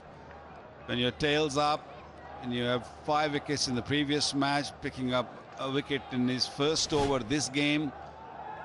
And that's how he picked up Iftikhar's weight. Was a little bit on the back foot, and then ball not really getting middle of the bat. It was more toey, and went up, and easy catch, comfortable catch.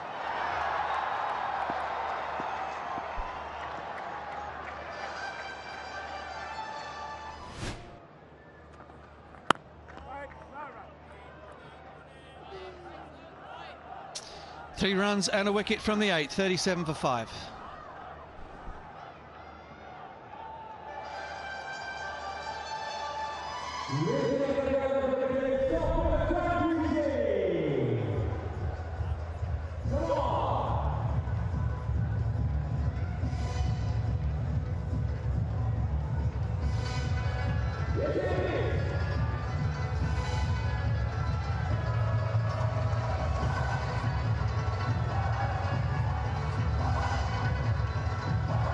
Well, just running out of batters.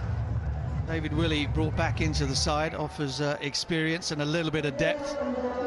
Bracewell and himself, two left-handers. Rizwan is just standing at the other end, watching and wondering what has got into the rest of the batting lineup. And now perhaps a little bit of respite, because Saud Shakil has thrown the ball to Abrar Ahmed. Given everything other decision, or every other decision that Saud has made, this might just bring him a wicket as well. Field long off, long on. Deep sort of straight mid-wicket, deep backward square. Fielder on the offside boundary, who will be in action straight away. Well run there from the Multan Sultans batters. The Tapal T moment here, enjoying themselves. Number 1 T in Pakistan, our own brand, Tapal Danedar. Got a little hamper from Tapal in my room. I did. Yeah. I also did. I wasn't here the other. They send it to you in the hotel. Yeah. And there's one lying there with my name on it. Nice, very nice of them. Open it up, you got your own Tapal tea mug with your name on it. Wow. Huh? And what else? Anything? Some biscuits. Some biscuits. Funnily enough, some tea. Very nice, very nice. Thank you very much to all the good folks at Tapal. Quite fancy one of those BYD seals, to be honest. Bit difficult to leave on your bed in the room, though.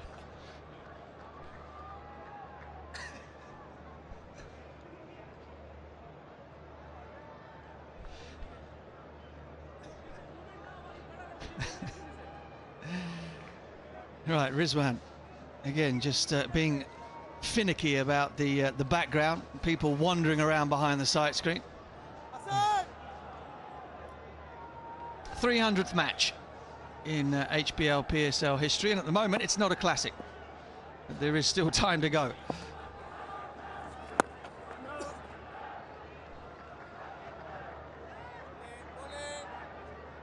Quetta Gladiators got such a balance in their bowling attack. They've got good seamers with Wasim Jr. really pushed the batsman back on the back foot, good pace, and then on top of that, when Abrar comes, it gets worse for the batters because he doesn't give anything away. Might be two again. And Rizwan is being very watchful, very careful, very conservative.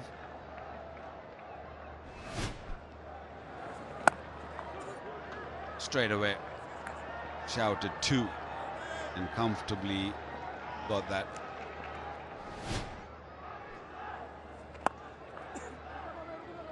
See there the bounce from Abrar. Ball in the defensive stroke of Mohammad Rizwan, hitting the stickers of the bat. He's really not happy, is he? Trying to think of anything to blame the current situation on. The background, people moving behind the sight screen. I reckon somebody might be getting it back in the dressing room later on. He doesn't look very happy to me. Oh, he's going to have to hurry here. Goodness me, they were in tight on the offside. It was a really risky single to finish the 9th over, 42 for 5.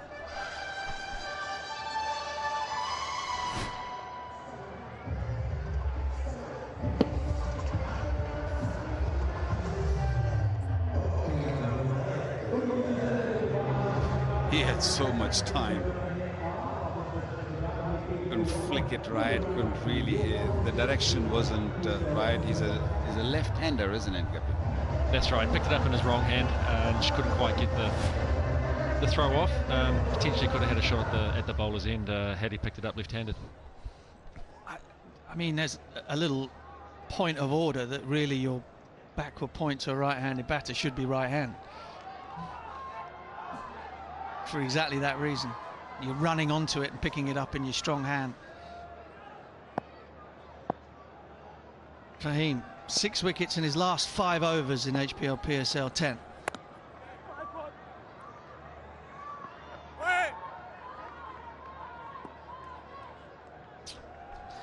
Well, Multan Sultans are not exactly putting their best foot forward, but you could look your best this HBL PSL.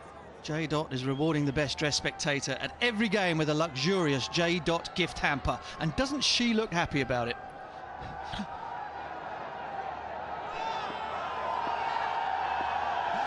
I don't know how we decide who gets one. They've all got the same gear on.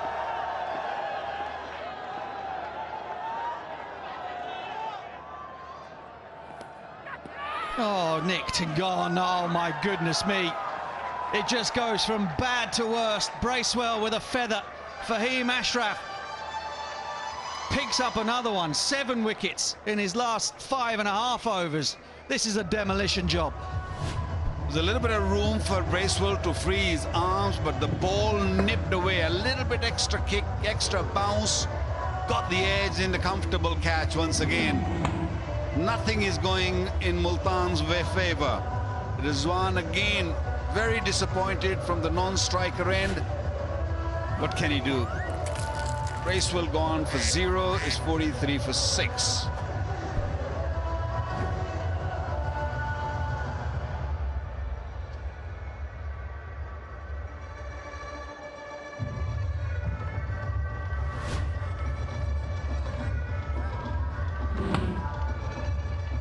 An inviting delivery, inviting that drive. It just, again, there's just that little bit of extra kick bounce. You always hear the quicks when you're playing in Perth talking about perhaps you can afford to go a little bit fuller, invite the drive. And that's what Fahim did. So Viv and Moeen like it a lot. David Willey to the crease now. I think the indecision that they're showing on the front foot will come from that test match length they've started with. David Willey to the crease now. A lot of indecision on the front foot here. It's stemmed from the test match length they bowled early on and just couldn't get away. 4, first ball. It was in the air. It was close. A slightly taller man at extra cover might have plucked it out of the air, but Willie's off. Butchie, the night they're having, this could have easily gone into the hands, but it was hit hard. Room for Willie to just free his arms from the back foot. It was hit really, really hard. Went quickly to the boundary. Okay, exchange on, donating for humanity. 10,000 rupees every 4, 20,000 every 6. They're a bit short in this game so far. Delivery, that's an absolute beauty.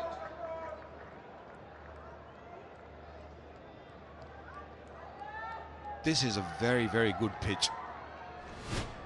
It's not happening much, but it's got good carry. It's even. Previous pitches we played on the last 4 games, there was little uneven bounce. This one, yes, more bounce, but even.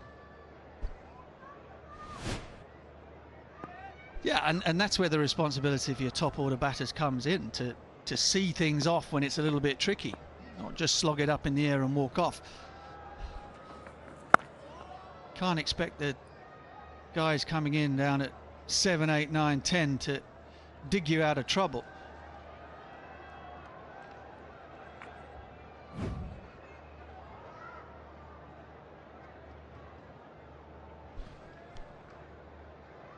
I don't know, when your captain is batting with you and when you lost your first wicket or the second wicket, he should have just calmed things down, and I guess nobody's listening to him. He probably tried, but now they're in big hole.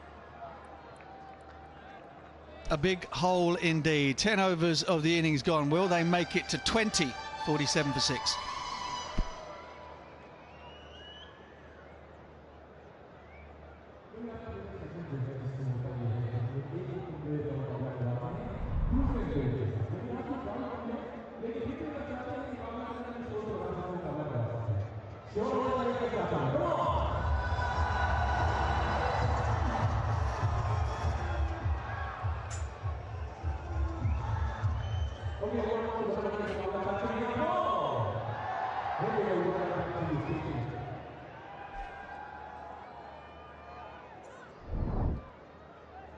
$47 for 6.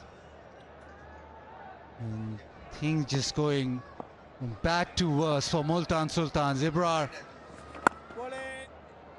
blocks, does Rizwan. Multan Sultans on the receiving end. They've lost wickets for fun. They're in danger of getting bowled out. But remember, it's a T20 game. That is pulled away. That'll be a boundary. Little bit of relief. Slightly shorter from Ibrar and pulled away. Rizwan is a ray of hope. 23 is of 24. He's a fighter. He'll probably fight till the end. He's got a game plan which is based on common sense, which is based on merit. Is this innings beyond repair? I think that is what we need to see. 51 for 6 in a T20 game. Always difficult to make a comeback from such a situation.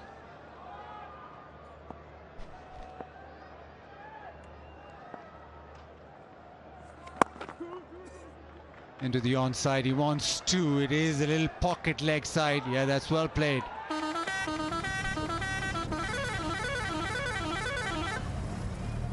At times you play with a lot of anger and it gives you clarity because you're so determined. Like these two gentlemen there, true Pakistani go Lutlo moment. Sign up and use payback debit card to avail best go Lutlo discount in Pakistan.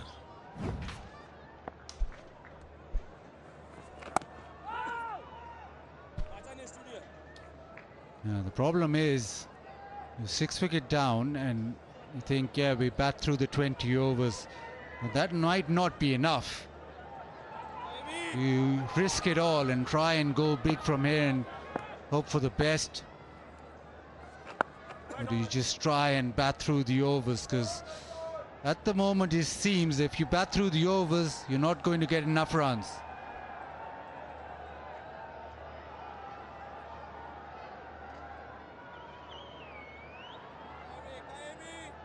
The fast bowlers have been very good. They've got the ball to seam away and got the wickets now. Ibrar getting into his work. He's just gone for 11 off his 2. He's 53 for 6.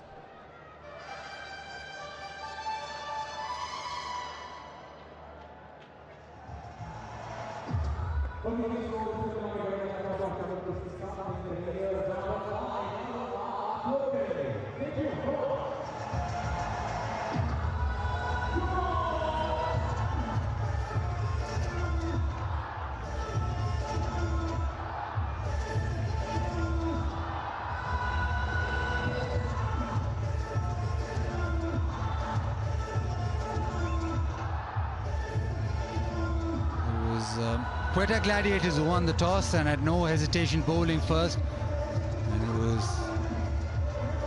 it seems as if the correct decision, because they've got 6 wickets already and in the space of 11 overs.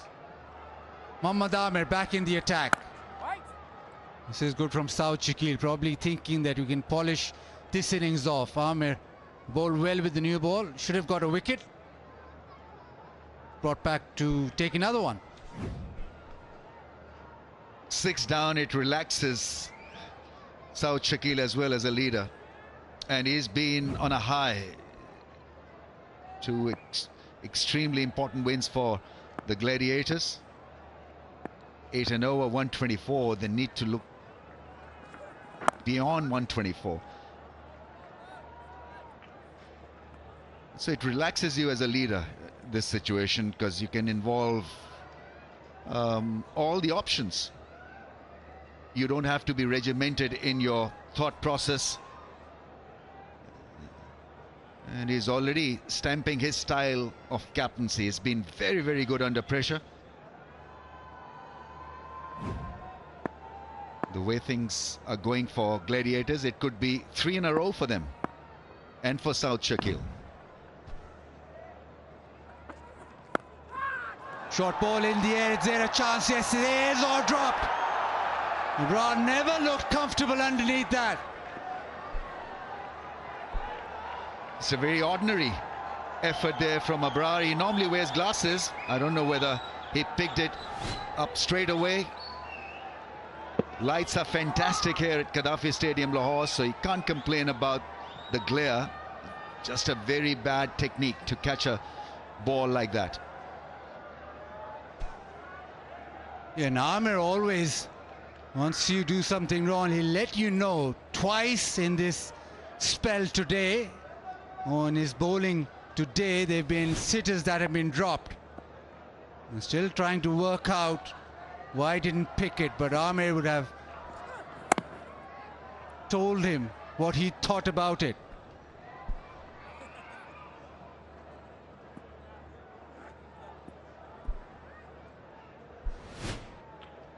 So first thing you need to do for Asghar is you want to get near the ball. And there he was on the move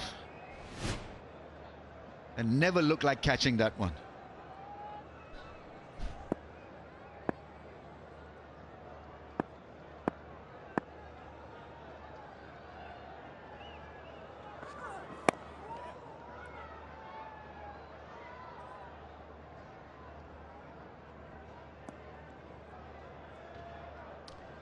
Chaz Fanpas moment, who has taken the most catches as a substitute fielder in the HBL PSL. Pratap Khan, Imad Wasim, Muhammad Nawaz or Iftikhar Ahmed. Amir would want one substitute here because a couple have gone down off his bowling.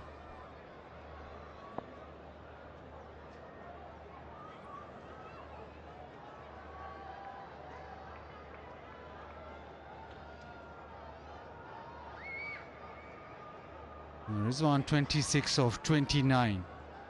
He's got a volume of runs as Rizwan, but he's not got the right side of the result so far in this HBL PSL 10.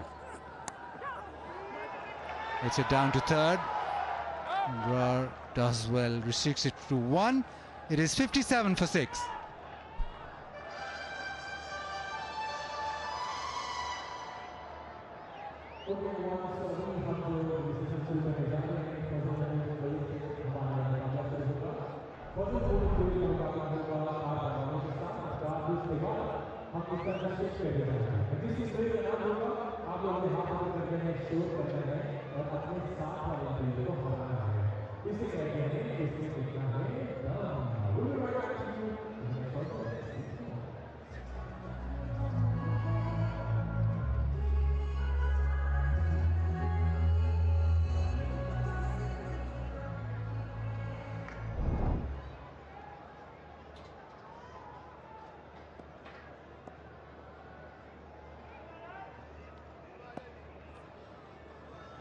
Mohammad Wasim.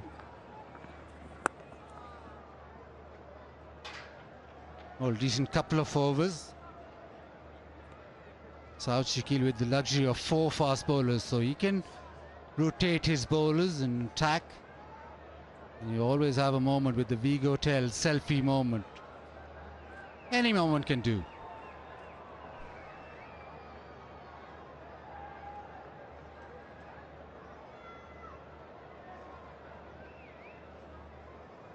Slip in for David Willey, left-hander. The ball normally with Wasim just angles away, but he's also changed the angle. He's gone round the wicket.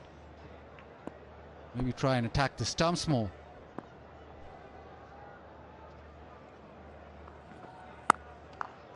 Thrashed away. Superb timing and even better fielding. It whistled away to the fence. Hassan Nawaz with a diving stop. That shot exemplifies the quality of the surface. The ball is coming onto the bat very nicely. Good bounce. You can smash it like that out of the crease. And, well, he felt he had a 4. Hassan Nawaz with a brilliant stop. Absolutely gorgeous piece of fielding.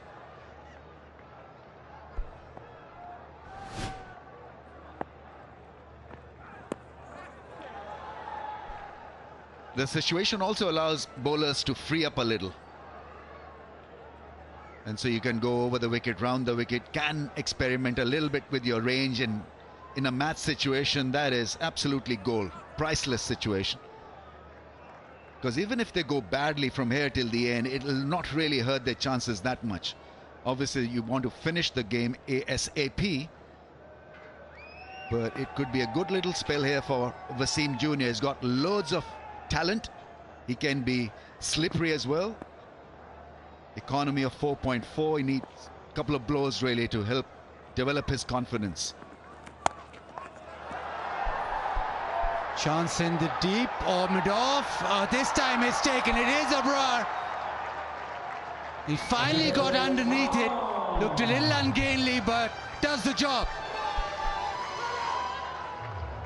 So can we deduce that the fielders are anti-Mohammad Amir? Because they've allowed a couple of sitters really to slip through their fingers, and Abrar there with a very good catch. He's hoping that someone else will call for it probably, but in the end he had to do the job, tied it up well. Once again, you know, not your normal way of catching the ball. Well on the surface, and David Willey has fell flat. But just 7, and 60 for 7 now, Multan Sultans.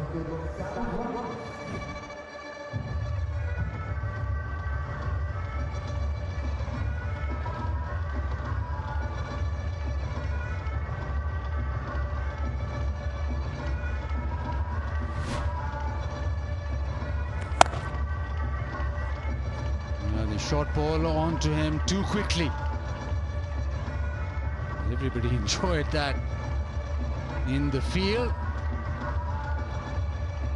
Whenever he bats, whenever he fields, just people see the funny side of it.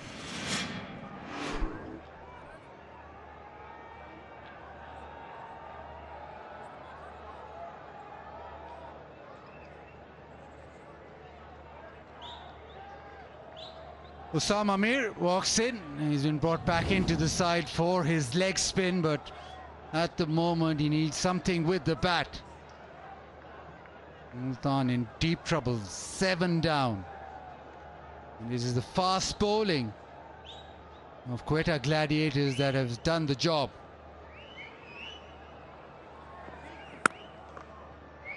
We play with 4 fast bowlers.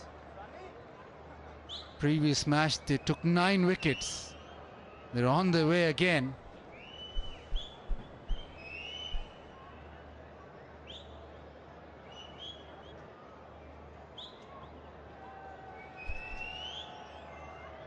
And again today, all 7 wickets for the fast men. So the strategy of going to pace, going to the 4 paces, working well for Quetta Gladiators. As that ball darting back in, an impressive over from Wasim Jr. It is 60 for 7.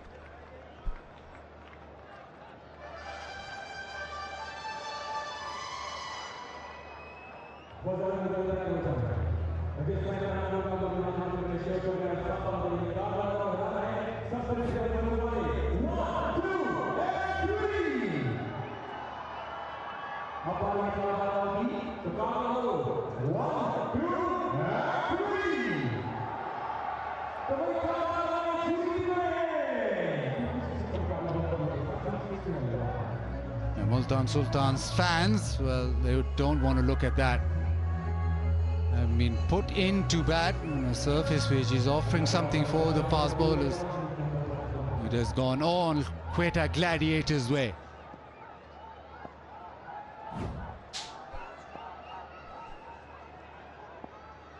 Haim Ashraf, he got 5 in the previous game. He's already got a couple of wickets now. Good bowling form he is in.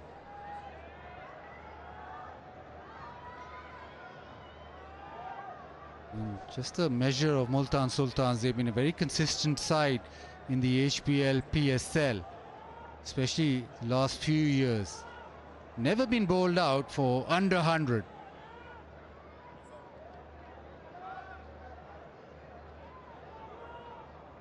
They're in serious danger.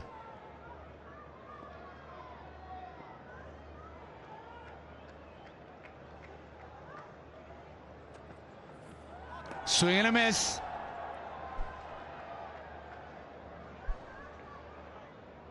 The frustrating bit about this batting performance is that the batsmen have not really learned from the mode of dismissals, how the batsmen have faltered and have fallen flat on their face. Right, each time a player hits a six, KFC will award, as we know, a scholarship to a deserving student via the KFC Scholarship Program.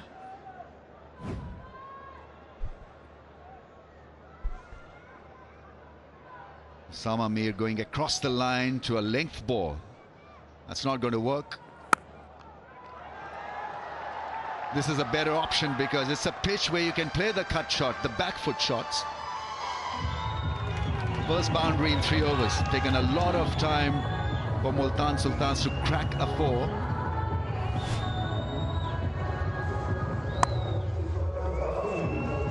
Stood in the crease and helped himself.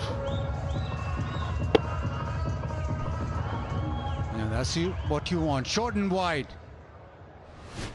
Maybe Osama Mir try and show his batters how it's done on this surface. There's a controlled boundary.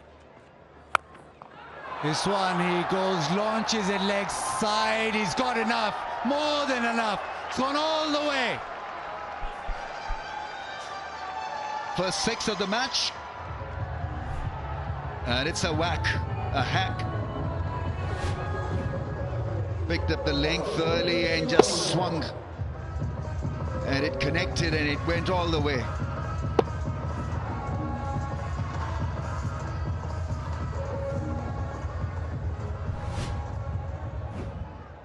KFC awarding higher education scholarships to deserving students for every 6 hit during the HBL PSL 10.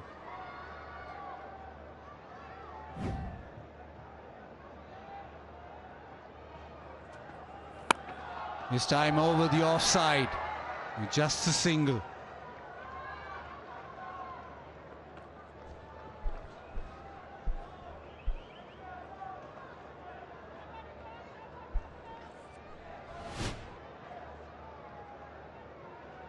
Yeah, Ken called it a slog. Tried his hand earlier by going across the line. How close was he?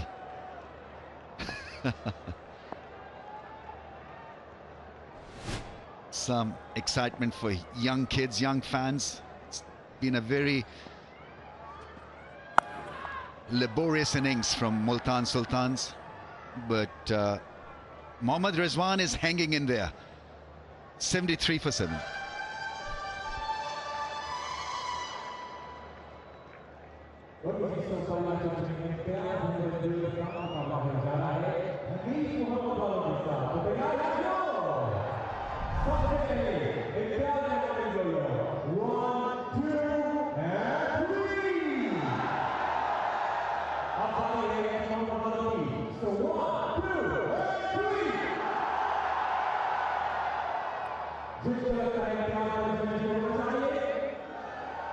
Action doesn't stop in this HBL PSL 10. Tomorrow Lahore Qalandars take on Islamabad United. Currently the 1 and 2 sides in the HBL PSL 10. Abrar into his 3rd over. Chance, and this will go upstairs. Quick single. Yes, and Raza straight away goes upstairs. I think he's done. TV umpire to director. We have an umpire. Yeah, he feels that he's got a very good result. Can you show me the angle for this?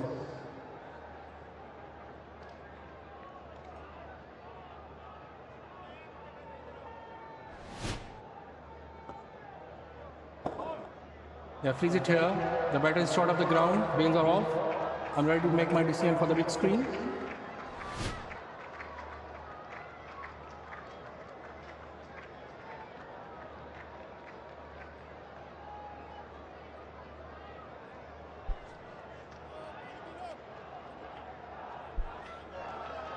It's out.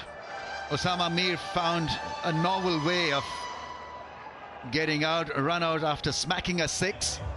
That's the last thing Multan Sultans needed. And we have the strategic timeout as well. It's Tapal T strategic timeout.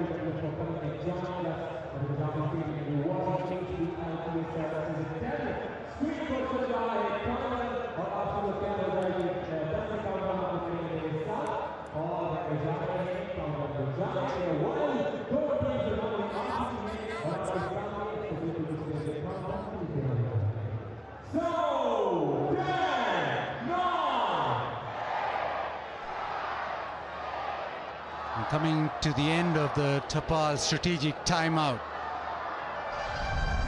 Maybe a little too late for Multan Sultans. They've just lost 8 wickets. Osama Mir running himself out. Rizwan wanted to give him the strike, but it's never a single on.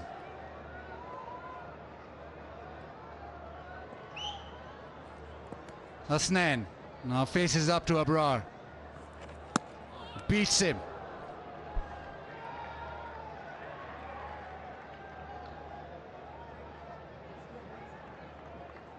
The batting results don't really show the potential of the surface. It appears as if batting has been difficult.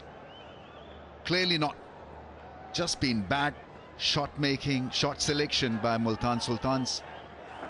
And what is good about this pitch is that even Abrar is getting the ball to tweak a little bit. Ask any spinner, he wants a bit of pace off the surface, and so that way also it's turning out to be a very, very fine, even surface that allows the ball to grip and spin.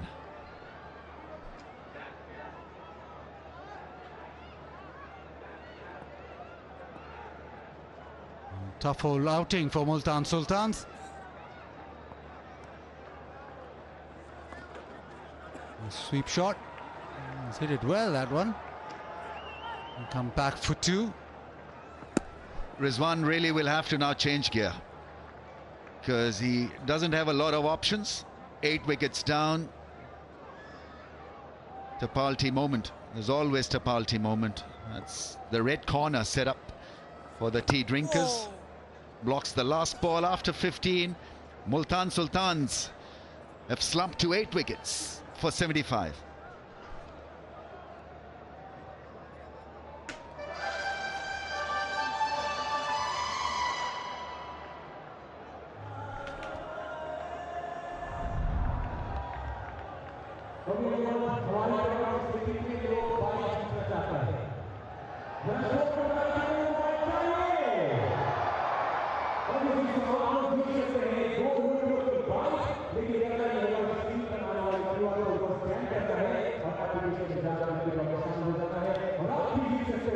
Now once again wickets for the seamers.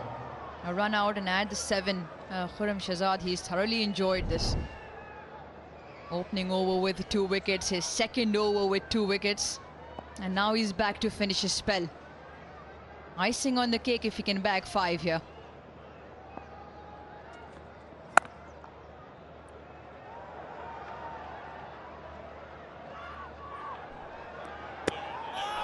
Oh, that's gone.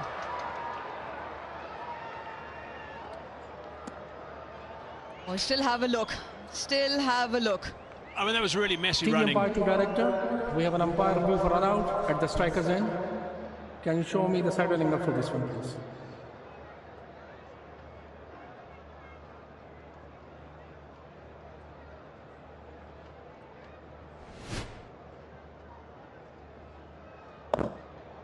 Yeah, batter is short of the ground. Wheels are off. I'm ready to make my decision for the big screen.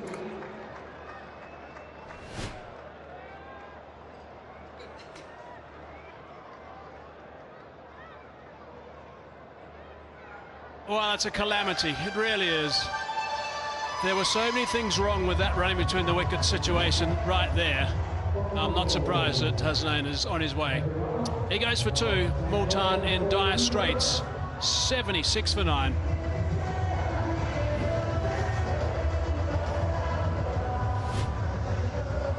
The running between the wickets was quite crazy. Look at running blind, Rizwan. Running totally blind. Then he had to call no, scream no. And by that time, Hasnain had backed up at least 6-7 yards. And it was easy to run him out in the end. Good work, actually, from Mendes to hit the stumps. But running blind, you just can't run between the wickets like that, trying to get back for the second and run blind.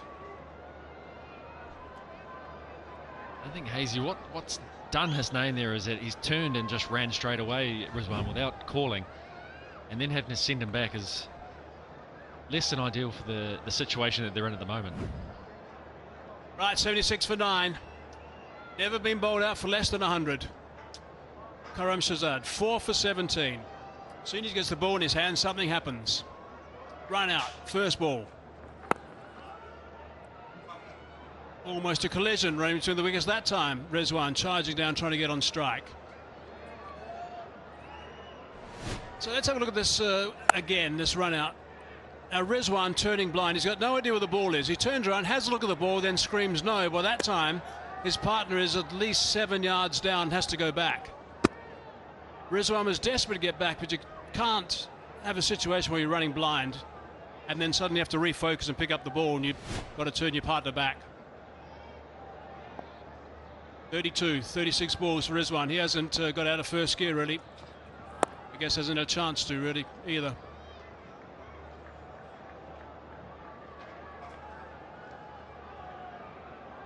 Right, let's just relax a little bit and enjoy a little bit of Tapal tea. Time for the fans to enjoy cricket with Pakistan's own brand, Tapal, at the Tapal Tea Lounge.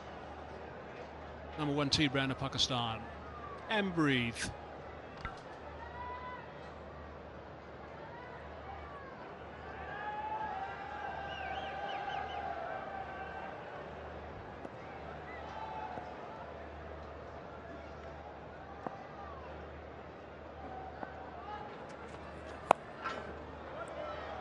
Hit that pretty well, gone for 4, good shot. Nicely done by Rizwan, that's what they need.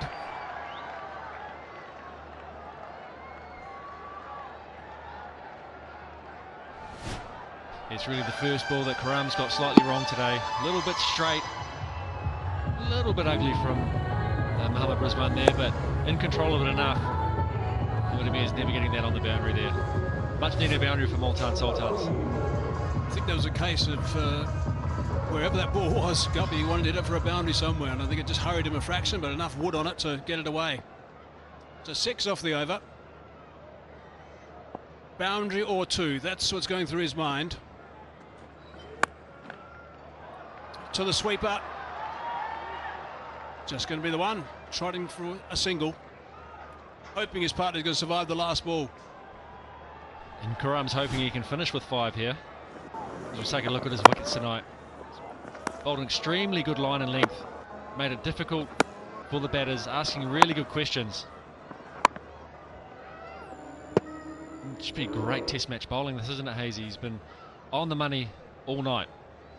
Yeah, from ball 1 he was terrific. That's just a superb grouping there from 𝐄𝐍𝐆𝐋𝐈𝐒𝐇. Really good to see.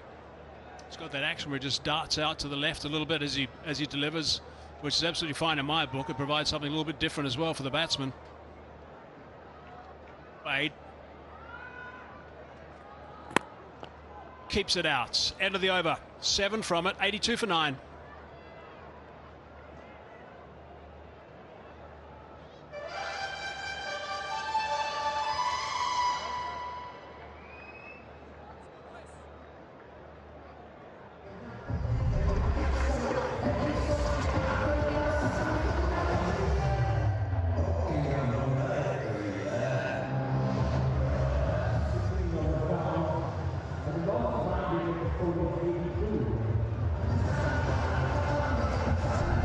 Focus on 𝐄𝐍𝐿 a little bit. Unbelievable work from him. Ended up with amazing figures. 4 for 23. That is outstanding work. 2 wickets in his first over, 2 wickets in his second. Really special stuff. He bowled very well 2 nights ago as well. Good stuff.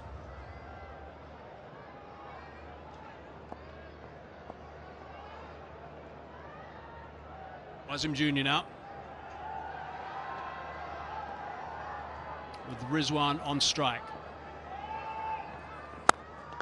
Ultas drills that. Fielders are a little bit deep on the edge of the circle. No run as Rousseau eventually tidies up. Don't forget to scan or download the 𝐿𝐿𝐿 app and enter the lucky draw. Get a chance to win a motorcycle every match. Terms and conditions apply. Nice little prize for that lucky draw.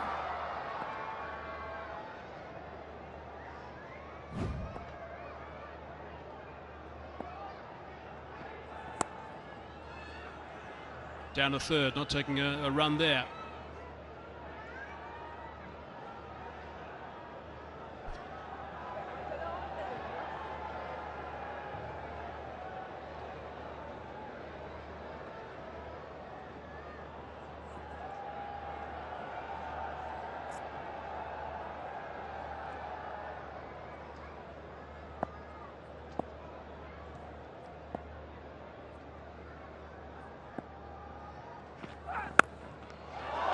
Beautifully picked up. That is a terrific shot. That's gone for 6 comfortably. Right out of the screws.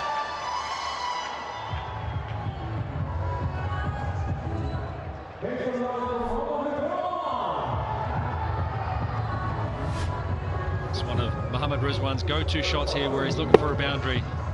Steps slightly outside off stump. Gets it length he's after. It's almost a wee sweep shot that.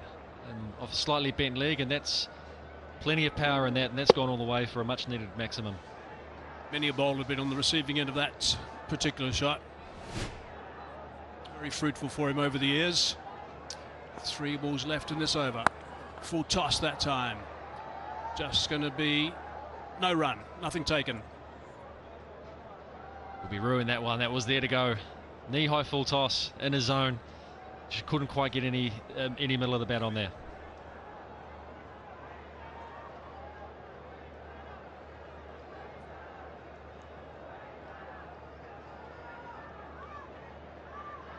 trying to get a little bit of slant and get the ball to come back in a little bit to Mohammad Wasim. This is just a check to see if it's going to be a no ball at all if it went above waist height. I don't think it is. No, that's going to be totally fine. Standing upright at the crease, well below waist height. No problems there.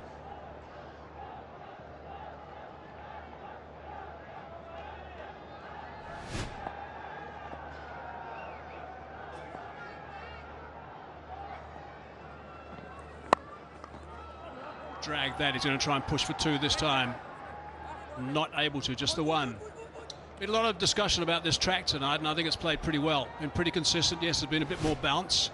But I just want to have a look at match number 17. Now, this is the length. So 2 lengths the bowlers bowled. Match 17. There was more bounce if they bowled a hard length like that in match number 17. Every now and then the ball leapt quite considerably and surprised the batsman. So it was a little inconsistent in match number 17. I think today it's been very consistent. It's been quite pacey, so I think this has been a good track. If you arrived home from somewhere now, turned on the TV, saw that scoreline, you would think there's something wrong with the surface. It's not. It's been really poor batting from Multan.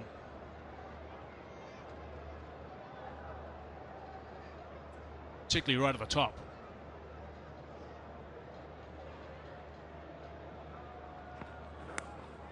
And that's it.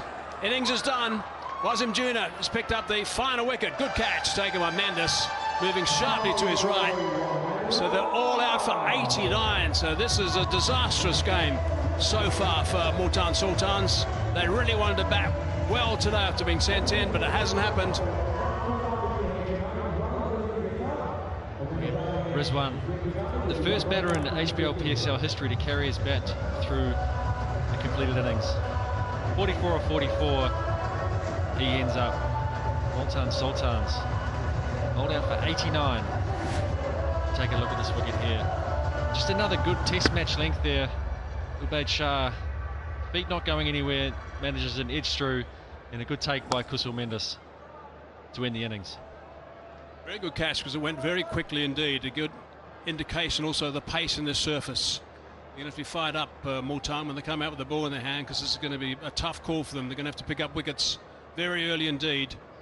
9 scalps they got, the quicker bowlers, in the previous game, and they've taken 9 again today. So no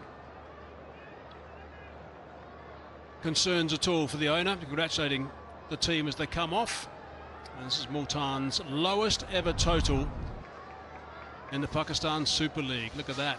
Rizwan not out 44 balls, so he's done well. The Lone Ranger again, how many times we see him just holding this lineup together for Multan Sultans over the years, but he really hasn't got anything else to help him.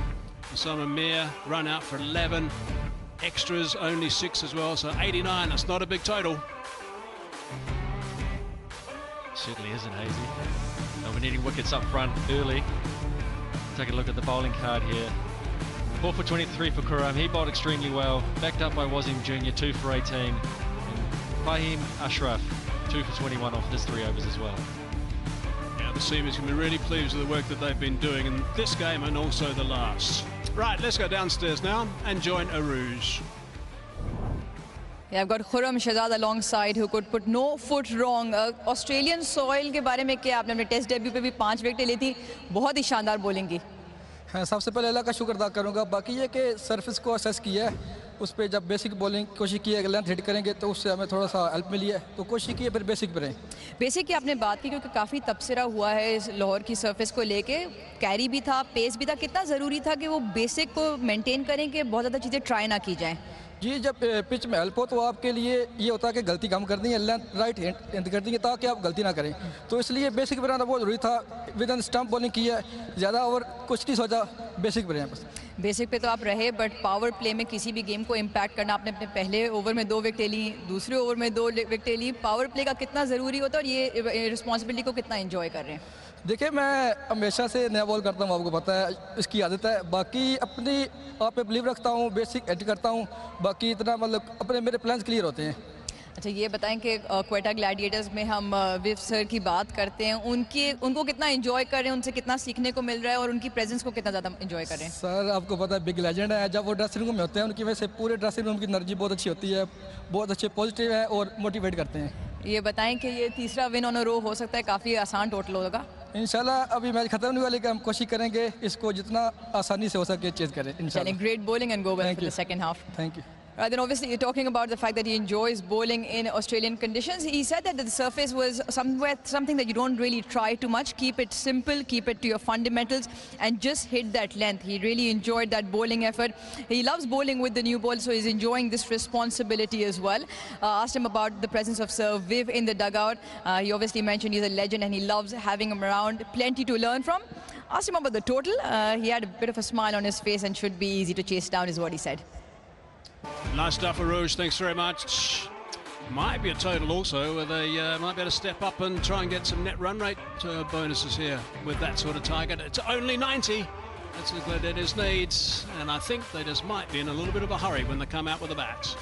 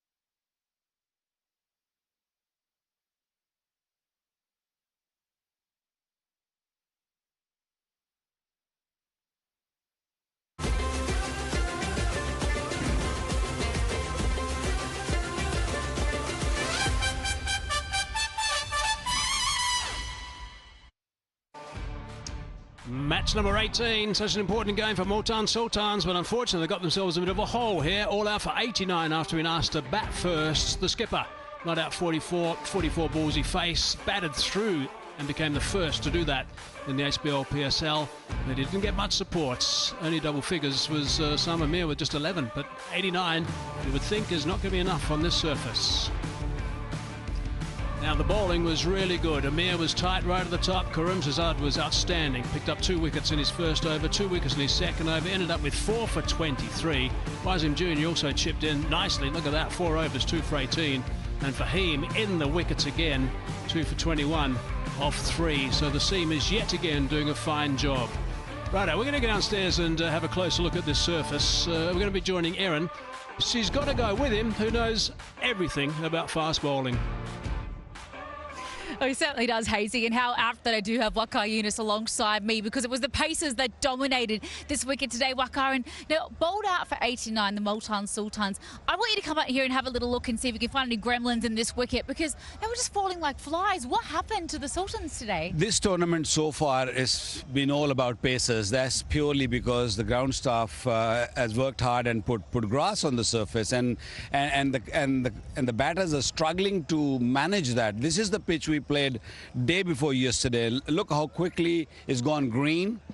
So that means the grass comes out very, very quickly. So it's very hard for the ground staff to even shave it completely. Otherwise, it will go, up and down, and that's what you don't want. And then we played 2 matches. If you go on the other side of the pitch where we're playing right now, again, a local soil, and it played a little bit uneven. But this pitch, I think, is probably the best of the 3 we played so far. Because it's Australian soil, isn't it? That's right. Aussies. Yeah, I guess so. I want to talk to you about this because the Pacers had so much success. There wasn't any lateral movement. There wasn't any swing early, but they managed to extricate wickets right from ball 1, particularly from 𝐄𝐍𝐆𝐋𝐈𝐒𝐇. How did they manage it on something that looked like a very good surface? Look, I think this is a pitch where you can afford to give maybe couple of overs. You don't have to rush in, and I think the batters really, try to blast their way out in the beginning. And once they lost 3 wickets or 4 wickets in the first 4-5 overs, it was really, really hard for them to come back. 𝐄𝐍𝐆𝐋𝐈𝐒𝐇 was outstanding. He's just kept on pounding that length, which we call it a test match length, and he just was a little nibble there. But because they lost too many wickets, have a look at that. This is the right map, which tells you most of his wickets have come from that good length area, and they hardly given a ball or driving length ball to Multan Sultan, who were absent today. And talking about that test match length as well, he really zoned in on that very early into his innings. How do you go about assessing a wicket so early in this format of the game when, the fields are up as well and it's so difficult to you get punished if you don't get your line and length right early? Yeah, I don't know if you heard his interview. He spoke about the test match length. He's played for Pakistan in test match cricket, and he's a new ball bowler, and that's what he did. He bowled beautiful length, attacking the stumps, or maybe just time just outside the off stump, asking the batter to sort of come on the front foot. That is a test match length, and because they lost early wickets, they couldn't really do anything with that length. Oh, he's brilliant. 2 wickets in his first over, 4 for 23. But Fahim Ashraf, off the back of a 5 for last match, another couple of poles for him, 2 for 21. How did he go about his business tonight? Look, I think not only Fahim Ashraf, it's just the overall, package of Quetta Gladiators bowling. Fahim Ashraf picked up 5 wickets in the previous match, and he's doing exactly the same. He does bowl a bad ball here and there, but because the pressure has been built so much that he picks up wickets which are on sale tonight. They were actually. So I think Fahim Ashraf picking up 5 tonight and a wicket again today will really boost his confidence. Pakistan have been struggling with the all-rounder options. He's been around for a while. I think it's time for him to just show his class. He's shown a bit with the bat also. He's playing really, really good. Multan Sultans all bowled out for 89. Imagine if Mohammad Rizwan with his runner ball 44 had gotten out with that drop earlier on. Where is it going wrong for the Sultans this season? It's so hard to try and figure it out, isn't it? They could have been easily all out for 50 or maybe less if they had taken all the catches and the run-out opportunity. They did get a couple of run-outs, but they also missed a couple of run-outs also. As I said earlier, I mean, Multan Sultan totally absent tonight. They were there. I don't know if they've just had too many defeats and they're like down and out. The morale is not there. They don't know how to win games, so you can't really do anything about that. They're going to have to bowl the house down. Where does David Willey, Mohammad Hassan, what do they have to do in this wicket to try and make some inroads early doors? The same. They got to pick up 4 or 5 wickets in the power play if they're going to give themselves maybe a 10% chance of coming back in this game. This is a game for Quetta Gladiator to win. Oh, Multan Sultans, it's a must-win. Let's get upstairs to the commentary box and get the second innings underway.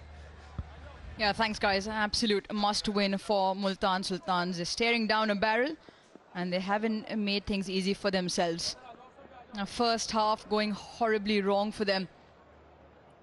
I've got Mark Butcher alongside Butch. You call it a demolition job. It was off the perfect kind. Certainly was. I mean, it was a lot of Multan Sultan's own making. It came out in the power play as though this was, you know, a traditional sort of flat, low bouncing Pakistani pitch. Came out and had a swipe, really. We're 4 down in the power play, and the game, you've almost lost the game within the first 6 overs there. I'm not entirely sure what the thought process was or what the talking was in the dressing room beforehand, but my feeling was that you were going to have a look while the ball was brand new. Just play yourself in and get used to the bounce. Ball didn't do anything, didn't swing, didn't seam.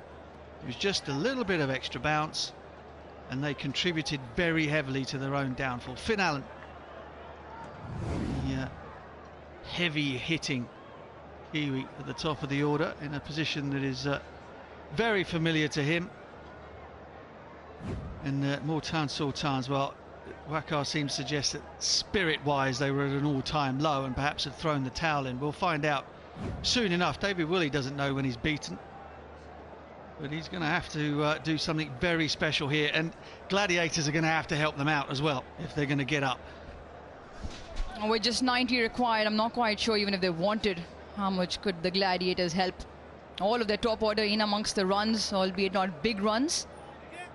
Coming off 2 great wins after not having the best of starts themselves, the Gladiators. They were 1 of 3. Here we go then. It was what 𝐄𝐍𝐆𝐋𝐈𝐒𝐇 said at his interview, that just kept it very simple. Stuck to my fundamentals, hit that test length, a 6 to 8 meter. We saw his pitch map as well while Waqar and Erwin were talking mid-innings. And we saw that up until the first power play, the first 6 overs, not one delivery was bowled beyond 6 meters, and they just continued to target the stumps.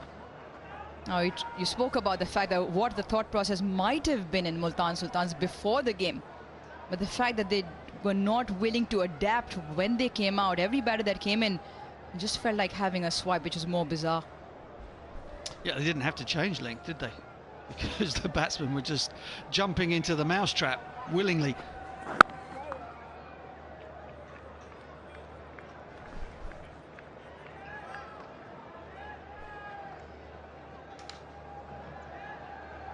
Well, the best batter and the best bowler winning caps from Hanif Mohammed and Fazil Mahmood respectively, and either of them will be getting a complete solar system courtesy Invrex Solar Energy.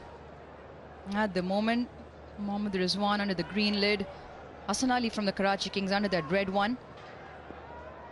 More problems than just the green lid for him. Shot. Well, if the Quetta Gladiators made a statement in the first half, how's that for a start with the bat? If you bowl that length, doesn't matter where you put your fielders. That's going to go for 4. He had that mid-on fielder back on the boundary, had no chance of stopping it. This was really spat hard. Just a little bit of gentle swing back in to Finn Allen, but he got the front foot, the front toe pointing down the pitch, allowing a path for the bat to come through, and he just nailed it as it swung into him. Well, how's that for a reply? Just pull the lens slightly back, and with the angle across the right-hander, that's probably the length they want to keep hitting on a repeat. Not only the length, had a little more zip in that. That delivery was 135 kilometers an hour, a little scramble seam. It wasn't really trying to swing it back to the right-hander. Ball nipped away That extra bounce sometimes saved the batters. Could have easily taken that off stump.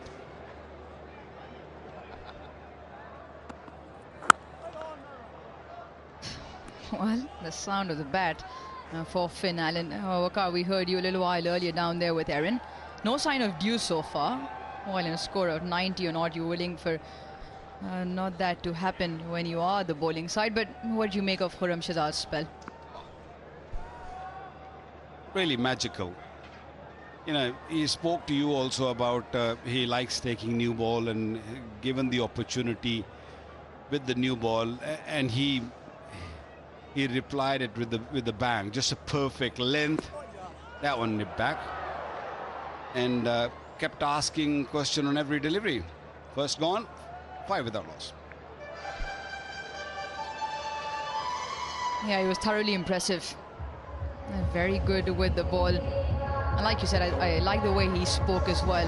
Even in conversation, he was confident. I made a little bit of a joke earlier on that his best bowling was 4 overs 24 for 4. So he did one better. And this evening got 23 for 4. Yeah, but really good. Really good from their seamers again. Quetta Gladiators just require 85 now. It's been seam all the way through. 9 wickets for their seamers in the previous game, 8 in the first half. Now, can the Sultan seamers repeat or emulate what they saw in the first half? For that, Mohammad Hasnain with the new ball from the other end.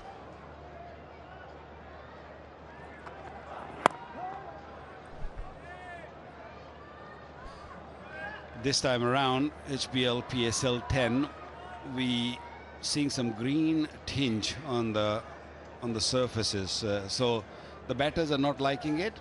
I'm loving it because there's a little bit for the pacers, and I don't think it's a bad sight. Yep, no bad thing at all. One thing I'm looking forward to seeing is the approach of these two openers. Finn Allen is a very, very strong player who looks to try and hit the ball down the ground where he can. Saud Shakil probably stay back and look to hit the ball square. Heat. Good heat. Just like the old days at the Wacker.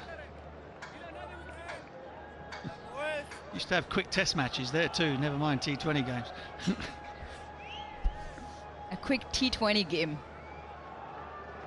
Well, the way Quetta have got their form up, we might be in for a quick T20 game.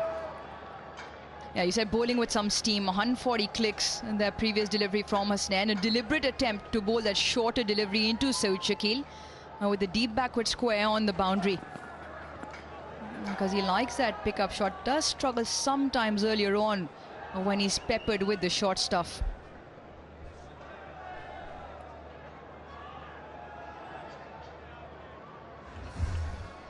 Yeah, J. Dot a super over. Come on, one more attempt. Oh, yes. No ball, surely. How close did he want to get? Doesn't matter. Walk away with the prize every time. He's only a little boy. Let him go.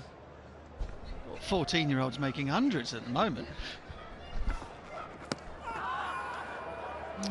Clocks one onto the body. But that's the length. That's the length in line with the stumps. Just a slight angle across. Doesn't have much protection in terms of flesh around his rib cage. Extra rolls, you say. One thing's for sure, as a top order player, when there is that little bit of extra bounce around, if you're looking to play the pull shot or you're looking to play the cut, you're not trying to hit the ball in front of square. You've got to try and get it slightly inside it and just use the pace to knock it around the corner. We go for 4 because it's flying. The mistake that Sultan's batters made was they were trying to bully the ball off a length back over the bowler's head, and it just kept hitting the splice of the bat. Too much bounce for that approach. Well, it's one thing you spoke about, Butch, at length, in fact, in all the games we've seen Lahore, with the surfaces being the way they are, good orthodox conventional batting up front, just to assess whether the ball is doing something or not. Change of field now. Looks like the short ball ploy will continue. Fine falls back on the boundary. The third up in the ring.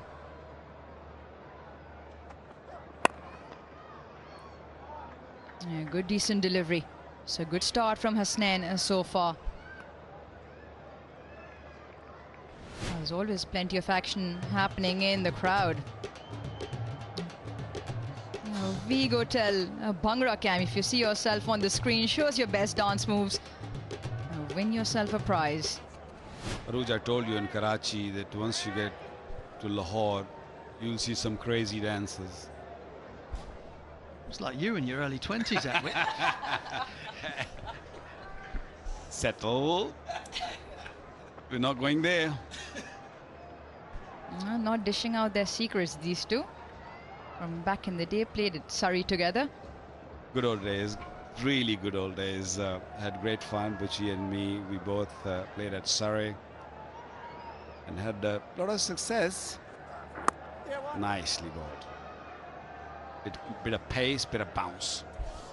Just that shot as well, just a gentle nudge of the back foot, but again looking to play with the full face of the bat, letting the ball come on. That's right, just rode it. The ball bounced. I mean, he's a tall man, so there's a slight advantage there. Just got up on his toes. Watch the way he gets up on the toes here. The elbow goes up nice and high, and then just manoeuvres the ball in front of the man at backward point for a single. He's not going hard at the ball.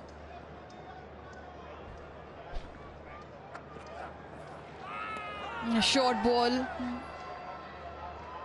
A swing and a miss. So Hasnain's over comes to an end. Quetta 8 without no loss.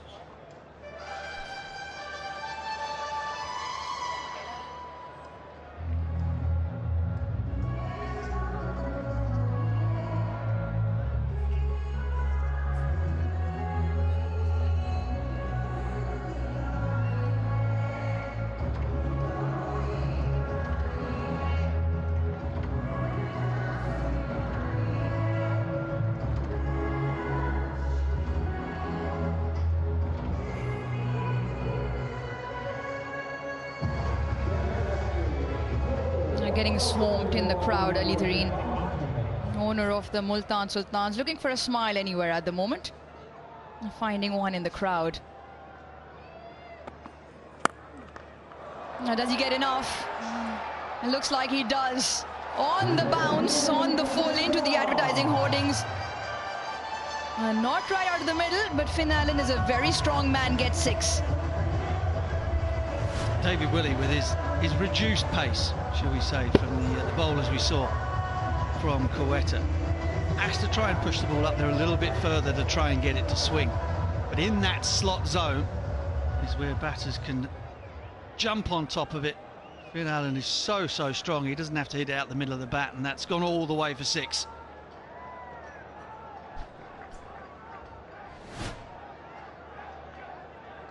Should be called 6. Yeah, you give him a little bit of room outside the off stump, then he will not spare you. Doesn't matter what length you bowl, he will just swing at you. This is a beauty. This one nip back. When it lands in the line of the stumps, and from there if it moves left or right, does not matter. Then it's a problem for the batters. Previous delivery, it was a little bit fuller outside the off stump. This one landed middle stump and just cut back a bit. Yeah, I just feel with his pace and that very gentle swing, that delivery is probably the length to go, not the one that he pitches it up. Oh, have a look at that. Oh, what a crack. Finn Allen, well, he needs to get home early. That is some shot. With this pace, you cannot mess with the length.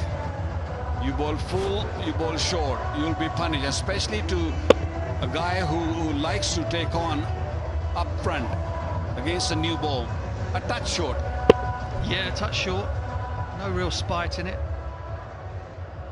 Phil Allen's an Aussie. He grows up playing on pitches like this. There you go, KFC offering scholarships.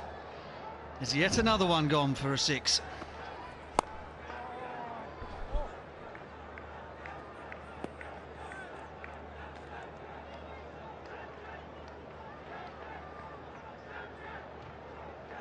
Just that length marginally short.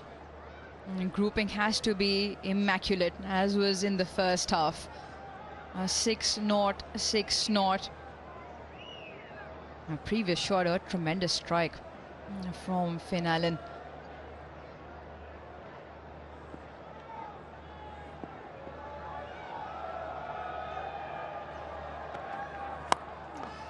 Does the pattern continue? Well, just maybe add a 4 to that. 6.6.4. 16 of the over. Allen's gone to 21, and there's still one more in the over left. Looking for an early night, Phil Allen.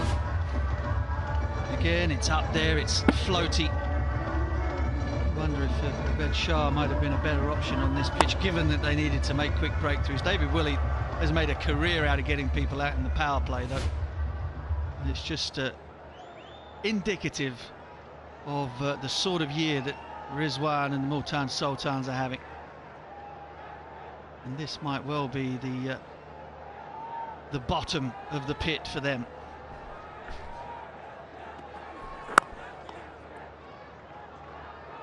One to end the over. Huge over. 17 of Willie's second, Quetta 25 for no loss.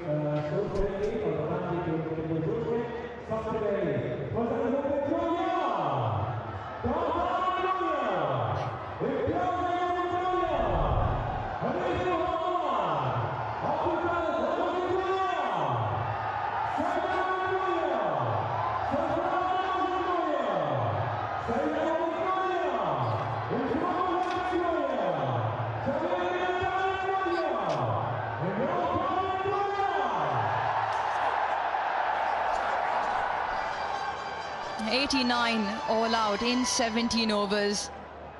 Well, a self-inflicted demolition job from the Multan Sultans. Quetta Gladiators in pursuit already have knocked down 25 of those. 2 slips now.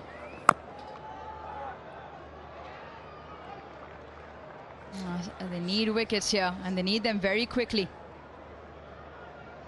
Yeah, really exciting news coming through the Pakistan Cricket Board. It's the PCB Talent Hunt program. A total of 1,847 schools and colleges have already registered. The deadline, the 10th of May. Still time, so get in there, showcase your skills, live your dream. Registration link at the bottom of the screen. Take a snapshot of it. Save it onto your phone, share with friends, all boys and girls. Yep, they've done precisely that. He's telling his friend, I've already registered. Well played, and I reckon a very good single as well. I think he was home.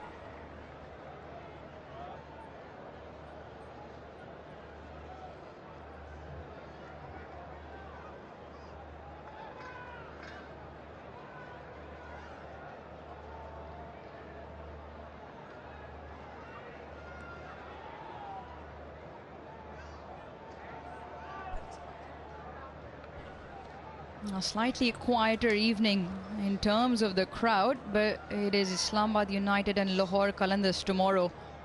I reckon there'll be a few fancy more in the crowd. Yeah, so 2 of 6, just looking to give himself room. Use that pace. Best place to be, they say. In the Tapal Tea Lounge. Pakistan's #1 brand, our very own. Oh, we heard you guys talk about the hampers. We all got our hampers.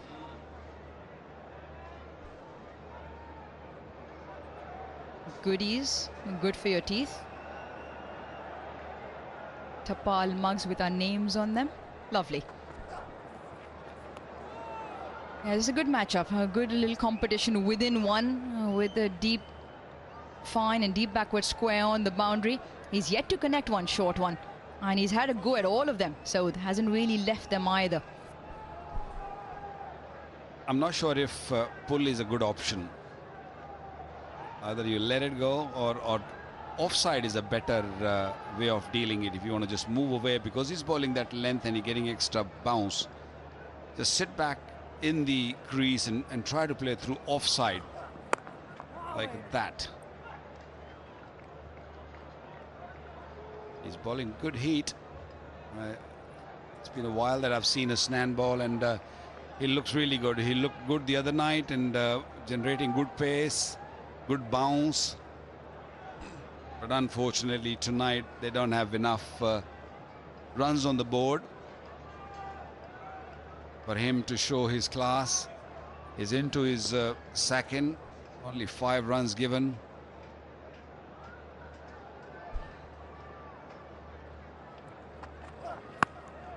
He takes it on and he gives it the whole mighty swing for 6. That is an extremely good connection.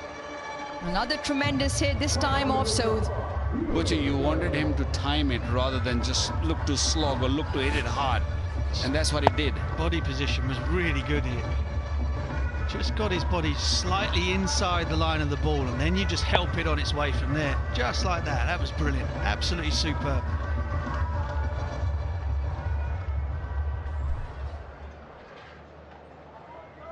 Yeah, laying a really good template here, Quetta. A display with the ball in the first half. Now, different nature of batting qualities from Soud and Allen, also putting up a display so far. Albeit by no means under any pressure given the smallish total. A change of field again, deep backward point falls back. Now with that ploy, because he's pushed deep backward point back and he's called fine back up in the ring, he can't waver on the leg side, so he has to go slightly wider, but that is too far wide. I still feel in line with the stumps. Even if you've put backward point back, you don't need to follow up with a wider delivery.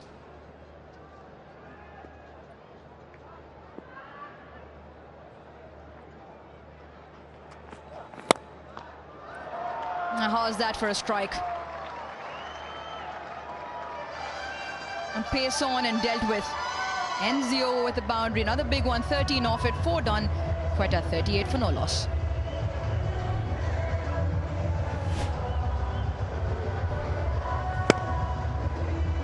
Nothing in the slot from Gladiators quicks. That one was right up there. See how far back in the crease 𝐄𝐍𝐆𝐋𝐈𝐒𝐇 was anyway. Just toying with the opposition now, the Gladiators.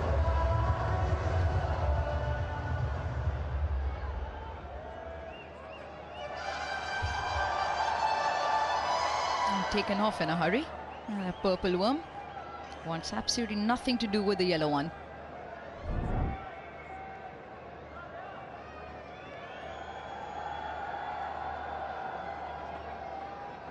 Really good batting so far from the Quetta Gladiators. It's changing things around. Multan Sultan. Skipper gives the ball to young Ubaid Shah. 9 wickets so far in the tournament. But he's gone for some. Can he provide the breakthrough? Yeah, Waqar, you must have been impressed. We talk about the products, or so the prospects that come through the HBL PSL year after year.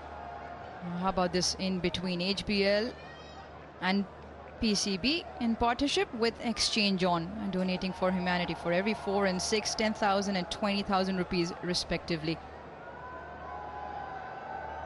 I talk about the quicks coming through just this season. All 3 under 21, all 3 bowling over 145 kilometers per hour. Fawad Ali, Ali Raza and young Ubaid Shah on screen as well.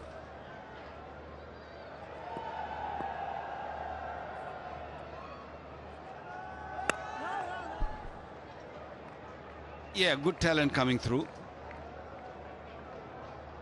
I would like to see them playing more 4-day cricket in the coming times. Maybe for a couple of seasons and go through all those aches and pains when you bowl 20, 25, 30 overs a day and get fitter. Because at this age, this tender age, you intend to get sort of injuries, a lot of injuries. We all had it in that age, around the 20 age. Nicely played. He tried this shot a couple of times and he went straight into the dugout of Multan Sultan. They're not going to like that. Well, I tell you what, you know you've done something pretty special when the fast bowler smiles at you and just laughs. The no-look flip. Trademark. 𝐄𝐍𝐆𝐋𝐈𝐒𝐇. That's absolutely outrageous. Flat 6 into the dugout. Adding insult to injury to Multan Sultans. He's pinging missiles at them.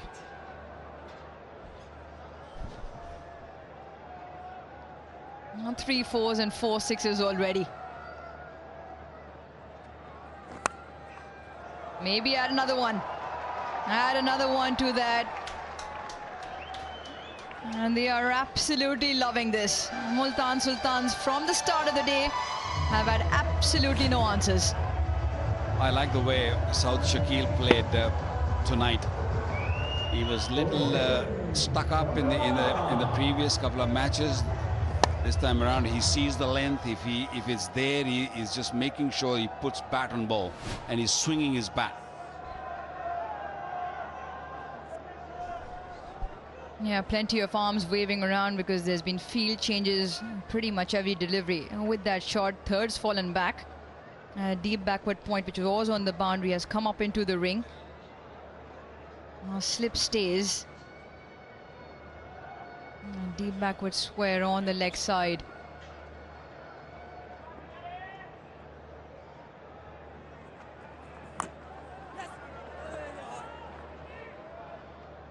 Probably the first one that hasn't hit the bat. Maybe one more which hits Saud flush into the hip joint. He might have caught him on the back arm somehow. Physio was on his way out of the dugout, but he's been sent back. 𝐄𝐍𝐆𝐋𝐈𝐒𝐇 and the Gladiators don't want to waste any time here. They've got some sort of appointment later on this evening.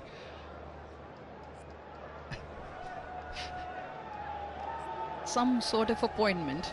I don't know, possibly. Dental appointment, I think. Midnight.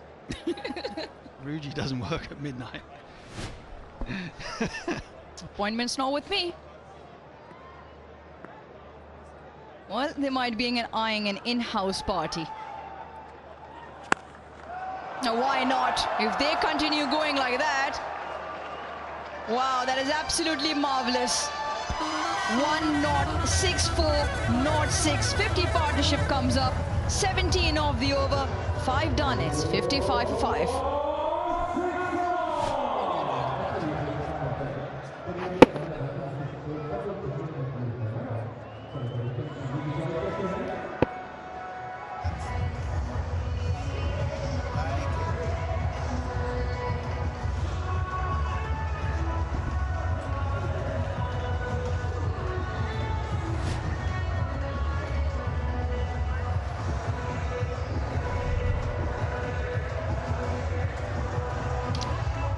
Quetta Gladiators without any problem, 55 without a wicket in 5 overs. As this carnage unfolds, you can clearly make out how woefully below par Multan Sultans were on the surface with the bat.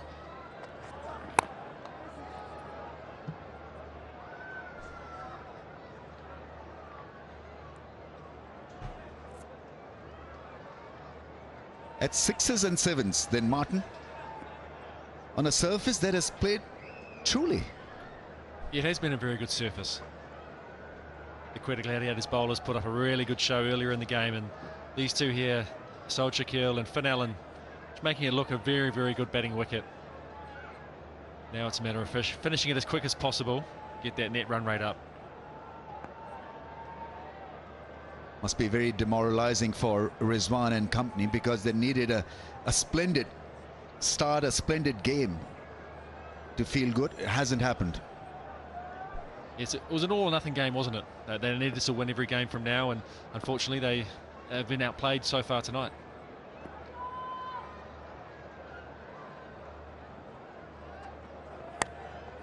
Top edge will do the job well. I think it's gone all the way, probably for a 6. Top edge, he's got pace, Hasnan. We're waiting for the umpire's signal here. Yeah, not quite where 𝐄𝐍𝐆𝐋𝐈𝐒𝐇 was looking to hit this ball, but at this stage of the game, when you're trying to go as quick as possible, you take anything. And that has flown off the top edge of that Gray Nichols bat. Does it go all the way? Looks to me as though it has. Another 6 to the total here. Yeah. It's a 6, so 𝐄𝐍𝐶𝐆𝐋𝐈𝐒𝐇 on 34 from just 16.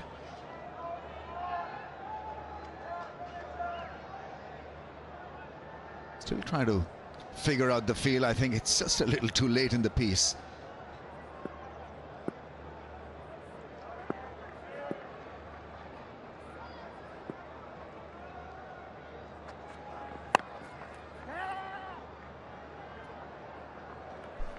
Pace-off delivery there from Hasnan. 𝐄𝐍𝐶𝐆𝐋𝐈𝐒𝐇 unhappy with himself there. Could have put that away, but Finn Allen won't be taking that. He'll be looking for that next one. Outfit of the day, J. outfit of the day. She earns a hamper.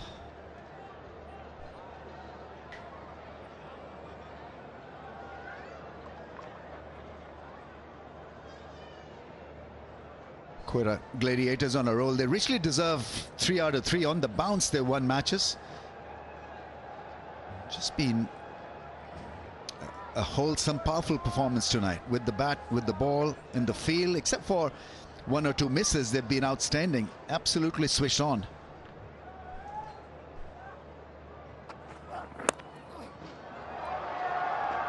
Yeah, I think that's hit the cushion on the full as well. An uppercut off the back foot for 6.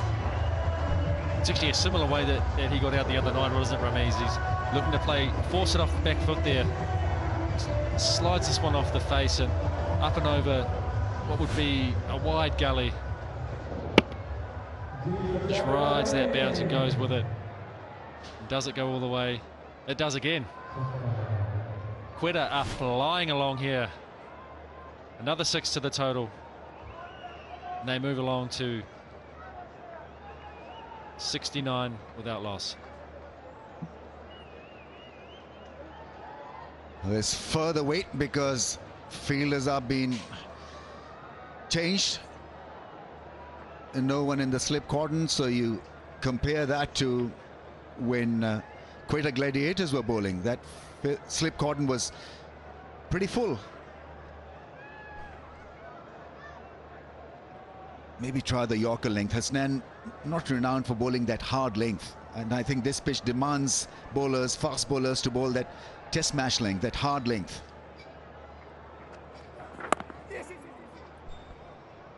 Quick single there from Finn Allen. Moving up to 70 without loss here. It's been all one-way traffic tonight, hasn't it? Quetta finding that good length early on, which made it extremely difficult for the Multan Sultans batters at this stage. Multan with 31 for 4. Completely different story in the second innings. Quetta racing along.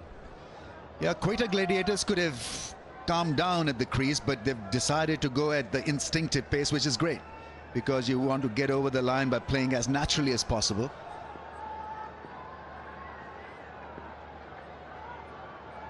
It's an important knock from 𝐄𝐍𝐶𝐆𝐋𝐈𝐒, being just a little bit below par with the bat as an opener.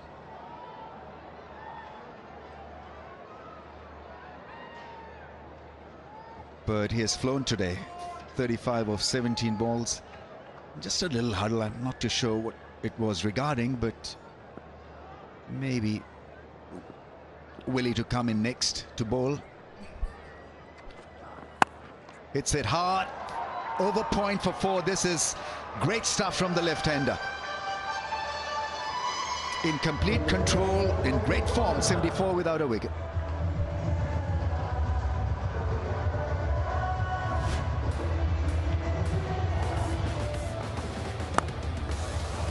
Highlights here from Pepsi power play. Some bludgeoning here but also some very, very good cricket shots. 𝐄𝐍𝐆𝐋𝐈𝐒𝐇, great off the back foot as well as the front. A little bit of improvisation as well. A little bit of luck at times, but overall that played beautifully in this power play. 74 without loss and racing along.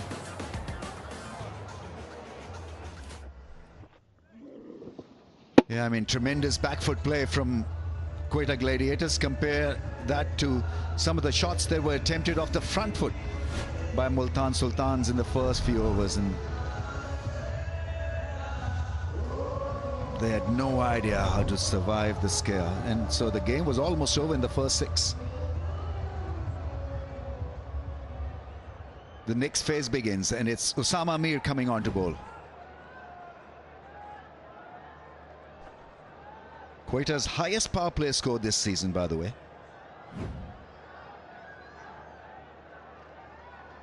Targeting 90.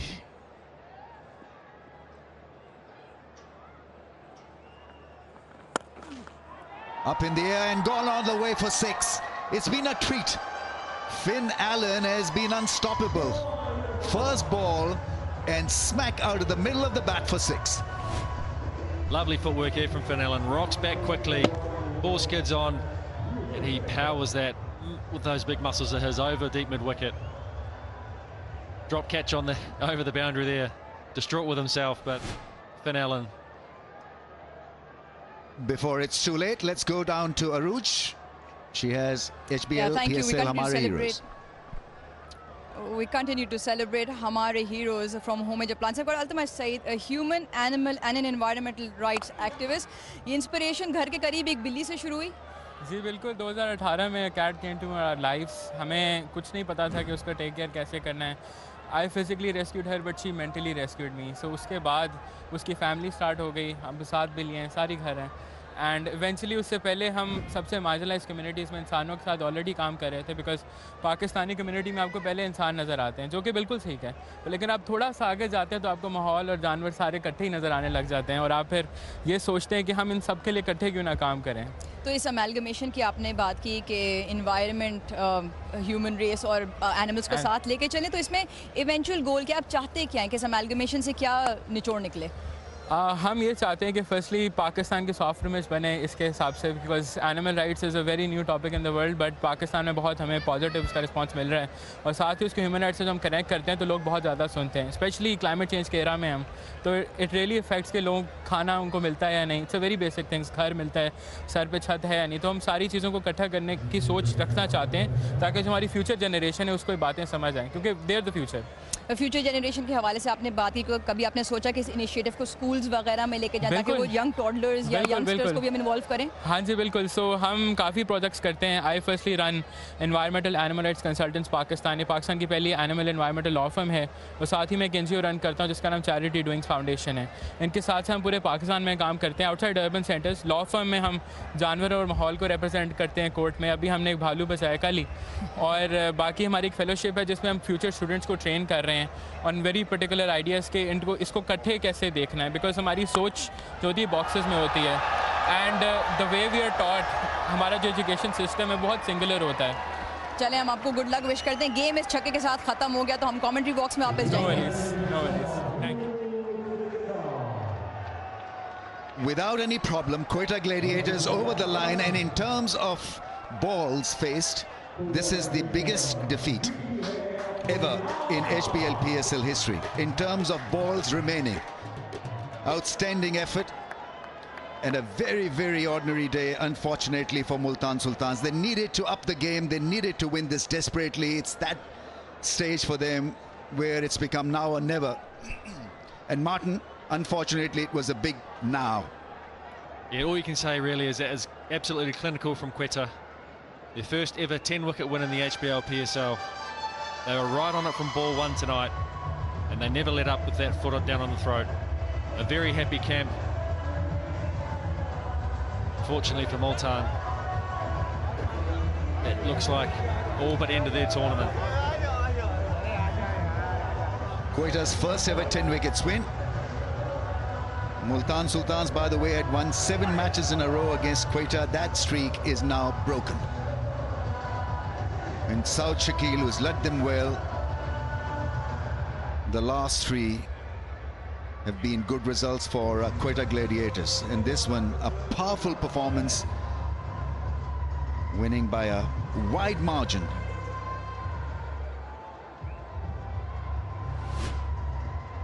This is how it ended. Finn Allen meant business, straight out of the middle of the blade for a gigantic 6. And so it was an early night for all the fans and a big night for Quetta Gladiators fans. Absolutely clinical from them all. Right from the start there, led well by 𝐄𝐍𝐆𝐋𝐈𝐒𝐇. Finished off beautifully by himself and Finn Allen. Bowling was fantastic, phenomenal effort, down the right length early.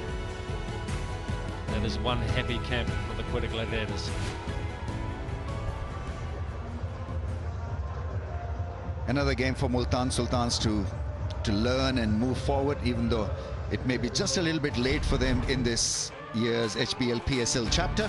𝐄𝐍𝐶𝐆 not out 42, Finn Allen not out 45 with just 21 balls. It's a powerful Herculean performance on a pitch that was supposed to have some sideways movement and some help for the pacers. So it only shows that you had to bowl the length to be success or a success on this surface, because Willie, Hasnan, Ubaid, Osama Mir were put to sword.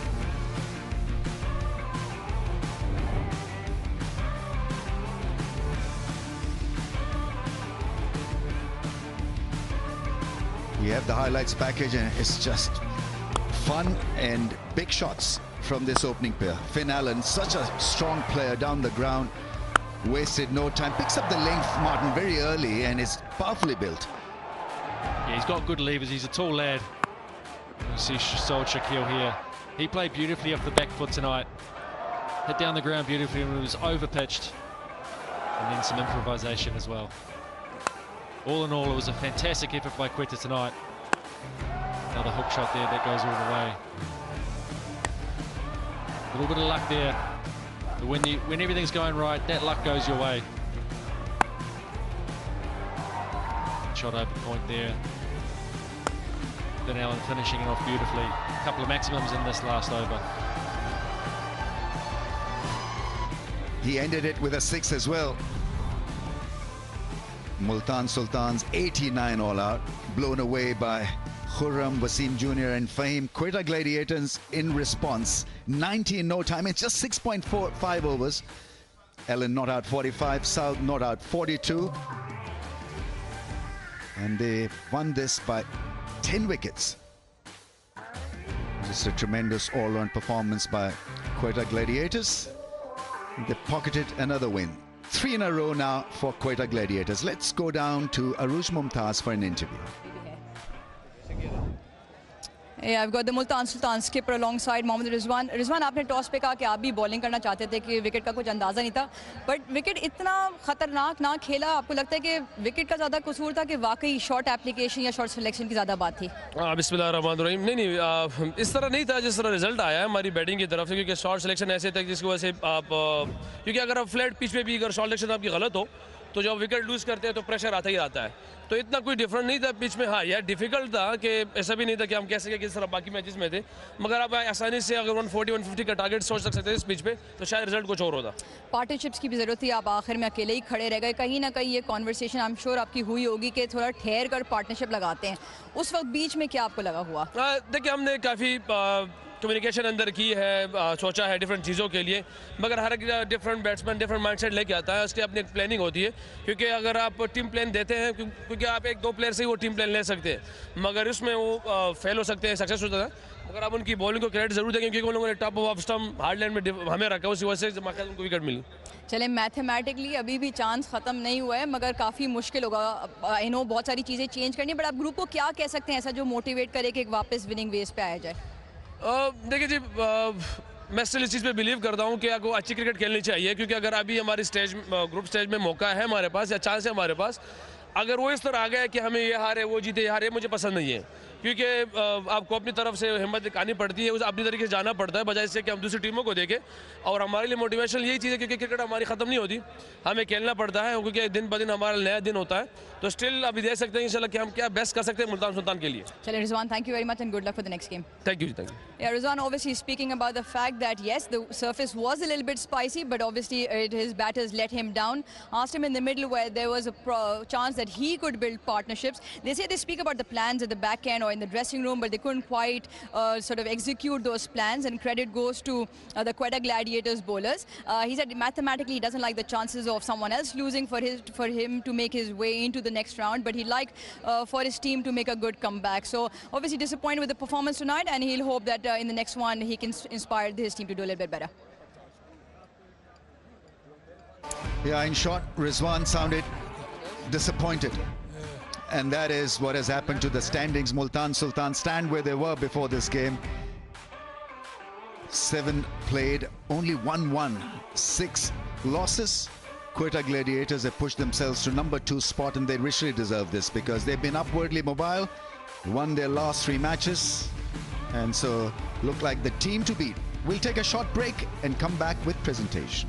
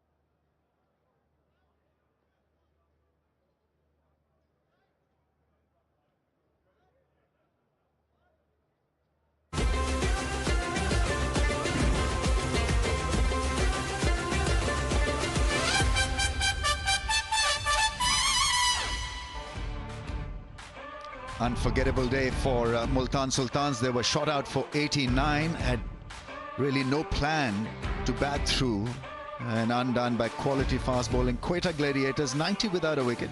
They win this by 10 wickets. Presentation is ready. Let's go down to Bazid Khan. Absolutely dominant Quetta Gladiators, winning by 10 wickets and bowling Multan Sultans out. It was a complete performance by them. Now, the presentation ceremony, the presentation party. With me is firstly Mr. Ali Hussain Bukhari, manager, Gaddafi Stadium, Pakistan Cricket Board. Ms. Myra Malik, Regional Manager Risk and Operations, HBL. Mr. Malik Mohyuddin, Business Partner, Jazz. Ms. Urwa Hussain on behalf of Exchange On. Mr. Zishan Ahmed, Authorized Dealer of Inverex Solar Energy. Mr. Yasir Wajid on behalf of Homage Appliances. Mr. Usman Ashraf on behalf of Go Lutlo. Mr. Altamash Said, Human, Animal and Environmental Rights Activist, Hamare Heroes, powered by Homage Appliances. Now the awards. Mr. Usman Ashraf will present the Go Lutlo Scan Karoji Motorbike Award to Abu Bakr Bashir. Many congratulations to Abu Bakr Bashir, and he can zoom off on the motorcycle. Now, Mr. Altamash Said is a Pakistani lawyer, activist and philanthropist focused on human, animal and environmental rights. He holds 4 advanced law degrees from Lums, Lewis and Clark and the University of Michigan. He is the founding partner of Pakistan's first animal and environmental law firm and think tank and co-founder of Charity Doings Foundation. Altamash pioneered Pakistan's first animal and environmental law courses and founded its first international conference on these rights. His work has earned global recognition, including the Lums Alumni Achievement Award and the DEI Spark Trailblazer Award. Mr. Yasir Wajid will present the Hamare Heroes powered by Homage Appliances cash award of rupees 2,40,000 to Mr. Altamash Said. He is absolutely a hero. Now, Mr. Ali Hussain Bukhari will present the PCB Moment of the Match trophy to Saud Shakil. Saud Shakil for his ramp shot, the 6-over fine leg. That was a moment.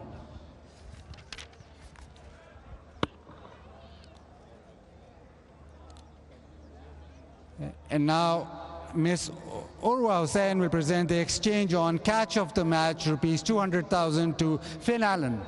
Finn Allen with the catch of Kamran Ghulam at slip.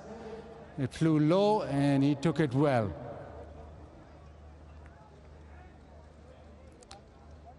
Now to the next award is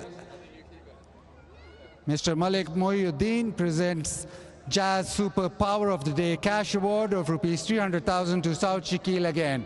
Saud Shakil for his 42 of 20. 3 4s and 4 6s. It was very dominant, the opening partnership. HBL is celebrating a decade of HBL PSL with Zabardast Khel. Joining us today to present the Player of the Match award is Ms. Myra Malik, Regional Manager Risk and Operations, HBL. Ms. Myra Malik will present the HBL PSL Player of the Match trophy and cash award of rupees 500,000 to 𝐄𝐍𝐆𝐋𝐈𝐒𝐇. 𝐄𝐍𝐆𝐋𝐈𝐒𝐇, please, for his 4 for 23 in his 4 overs.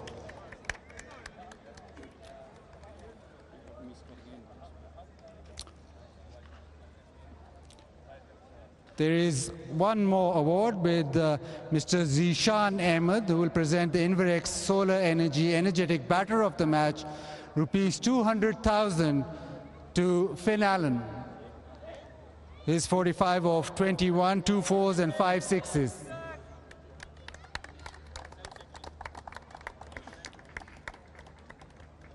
And now, 𝐄𝐍𝐆𝐋𝐈𝐒𝐇 would like to have a few words for your magnificent performance.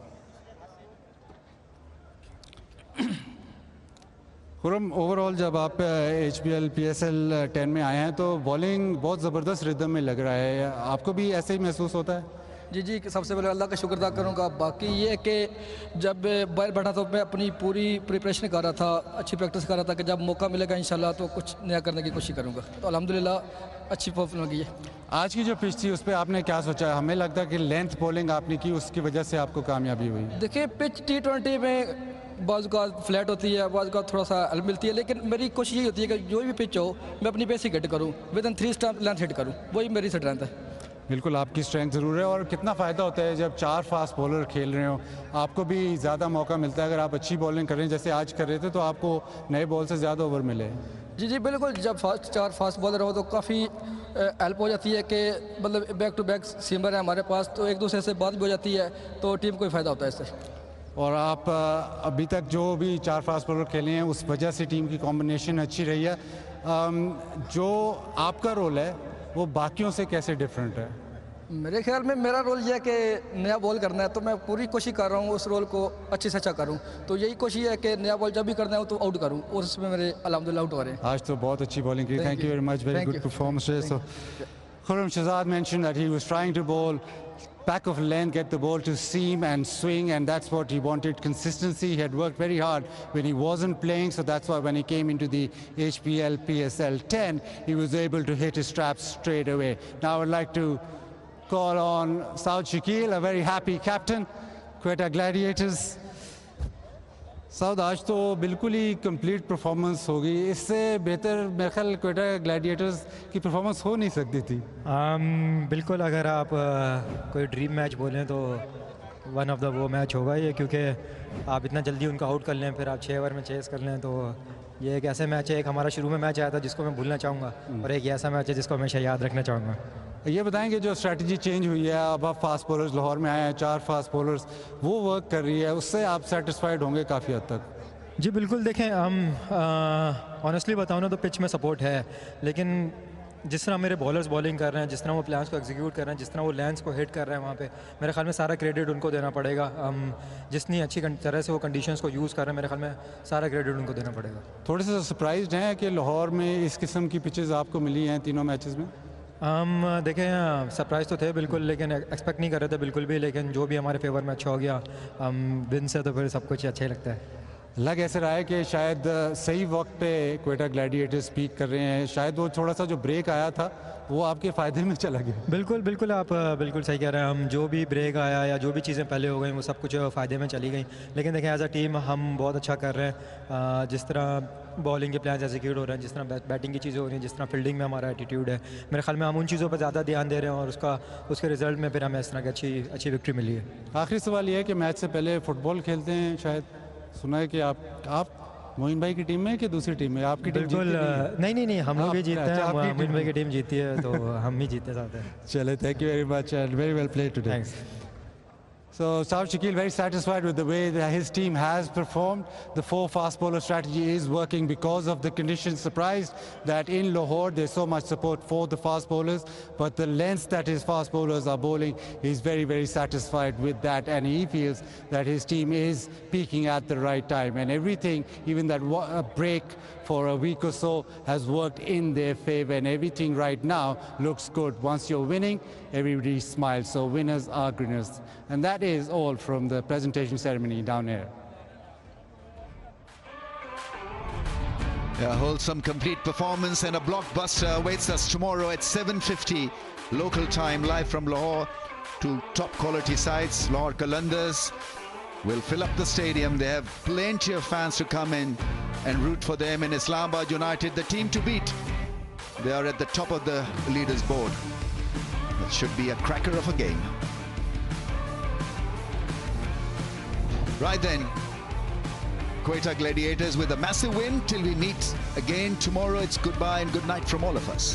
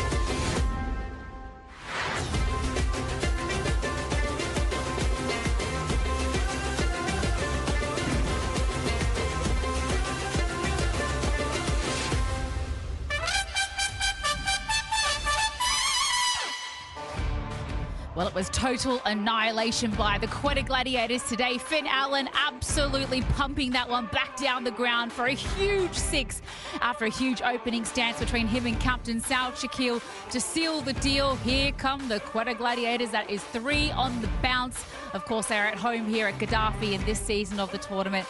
A huge opening partnership that broke the back of a very small run chase indeed. After bowling out the Multan Sultans for only 89, they made light work of the Sultans in 6.5 overs. They get the job done this evening. Absolute elation from the Quetta Gladiators dugout there. An absolute pleasure to have you back with us as we look at the summary of the day. And well, as I said, bowled out for 89, Multan Sultans were absolutely under the pump, and it was due to some incredible efforts from the entire bowling unit, led from the front by Quram there, 4 for 23, exceptional. Wasim Jr., 2 for 18. Fahim Ashraf as well, 2 for 21, bowling them out for 89. And in reply, well, the openers made light work of it. 90 chased down in just the 6.5. An emphatic 10-wicket win, which did wonders for their net run rate as well. Look at them jump straight to second there, straight in the positive with 1.034 now. And they played 6 matches, winning 4, only losing 2, 8 points on the board. And well, the Multan Sultans, last year's runner-ups, they have no answers, sitting bottom of the table. A very warm welcome back to the pitch side studio, unpacking the absolute demolition of the Multan Sultans, and who better to do it with than Raleigh Russo of the Quetta Gladiators and Mr. Waqar Younis. Raleigh, big smile on your face says it absolutely all. I mean, it's good to beat a side, but that was just a total demolition today. Yeah, and it started from the first ball. I thought Mo Amir started off really, really well once again for us. And Quram has been amazing with his line and length. Has been hitting on this wicket, and this pitch, I think, suits him to the T, and it's been phenomenal. Yeah, he is not known to, be a T20 bowler. Quram Manzoor has been part of the test side for Pakistan for a while now. But I don't know if it's the pitch made you guys make him, play, or because he hardly played before this.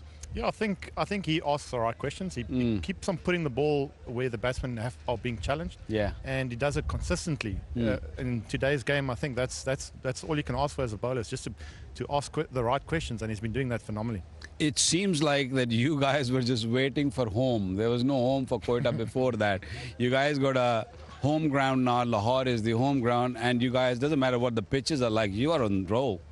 Yeah, but once again, I gotta say it. I think it suits our bowlers. Yeah, I think last year we were in Karachi, and that didn't kind of suit our bowlers. This year, I think in being our home ground, Lahore, we decided that we're going to take as much points as we can, and at the moment we're on a good roll. Yeah. Well, let's talk about this wicket, because you said to us just off air that you actually thought it was quite spicy this evening, and it really did something in the first innings. But then your openers come and absolutely obliterated it from ball 1. What actually happened to the conditions throughout this match tonight? I think. It's a tough one to explain, because when things go for you, it just happens. And luck's been on our side, and we're going to continue that wave. But it's also the mindset of us wanting to go out and score runs and being positive about it and taking those opportunities when we can. And like I said, it's paid off for us. I want to talk about your celebrations as well, because they're some of the best in the business. But I want to ask you about this one right here, because we're all sitting up in the commentary box wondering what on earth was happening. So, holes out to Mohammed Wasim Jr. and then he points at you. That's a very grumpy Riley Russo. So what happened there is I'm the specialist mid-on fielder. I'd like to think so. And we've got a thing in the team, our best fielder of the day. Okay. And it basically goes about who takes the most catches, who doesn't fumble, who gets a run out here and there. And the ball right before that, Saad told me, please go stand at cover. I was like, no, I don't want to. And then 2 catches go there. So I was very grumpy. But I mean, obviously good banter grumpy, but that's what it's about. So why did you get moved then if you're the best specialist mid-on fielder in the naughty boy corner? I think that's a question you need to ask the captain. Well, wanted to share the best fielder award around. Have you won it a few times then in the dressing room? Well, if you've been around, you can see I've been taking a couple of catches. So. she's been to China. She missed out a couple of games. I did. She was away for a bit. I buzzed off for a couple of days, but you have taken a number of speckies, and I love the thought that you do put into your celebrations, whether it's with the bat, and we know that we've seen a lot of these right throughout HBL PSL, 2 centuries to your name, but 4 catches last match, as you rightly said. I mean, do you sit down with a pen and paper and go, well, what haven't I done for a while? Or is it, I know your kids often give you a lot of ammo as well with that. Oh, no, I don't know. My next celebration, I got no idea what it's going to be. Hopefully the rocket comes out. I would like to do that. I also want to still break my record here in the PSL. So when I get the opportunity and hopefully the wicket's not so spicy, you never know what can happen. I just want to ask you one more question regarding Wasim Jr. You know, I know Khurram Manzoor bowled well, Fahim chipping in, he picked up 5 in the last game, but he is in the middle overs. He's creating that, you know, that pressure with his length, isn't it? Yeah, and I'm very happy for him because I think last year he didn't get the rewards that he deserved. I think this year he's come out swinging in terms of he wasn't selected in the first couple of games, and he's come out and he's wanted to prove a point. Yeah. And he's absolutely done that, and he's whatever it may be, what situation he's bowling, he's done it phenomenally. Yeah, he's looking good. It was a bit of a slow start to Quetta as well, obviously after winning that first match, losing a couple. You're now at home at Gaddafi Stadium. It seems to be suiting you all exceptionally well. But, you know, what was the chat in the team room ahead of the match today? Because that momentum is so important in this format of the game. Something's happened then. If you're giving us that giggle. He's not going to give us anything. He's got it. Come on. There's not a lot of chat, to be really honest with you. It's more about just expressing ourselves out there and making sure we're ready from ball one, taking responsibility. You know, these things you can talk about day in and day out. But we've got the experience in the room that knows what needs to be done. And it's kind of, the staff has just kind of backed us with that when it comes to that regard, instead of just chatting with us the whole time. And you also got Sir Vivian Richard there. 100%. That makes a massive difference, isn't it? Yeah. No, he's always supporting the guys, and he's always energetic, so it's always good to have him in the dugout. 3 wins on the bounce now. You certainly seem to have found your settled playing 11, and you're playing some really good cricket. I want to know what kind of a captain 𝐄𝐍𝐆𝐋𝐈𝐒𝐇 is as well. What's it like to be in the change room with him, and what kind of pump-ups does he give you before you head out into the middle? There's a lot of Urdu being spoken before the game goes on. You must be fluent by now. You should know by now. You've been here as long as I have. No, he's a little feisty character. Last year he was very quiet.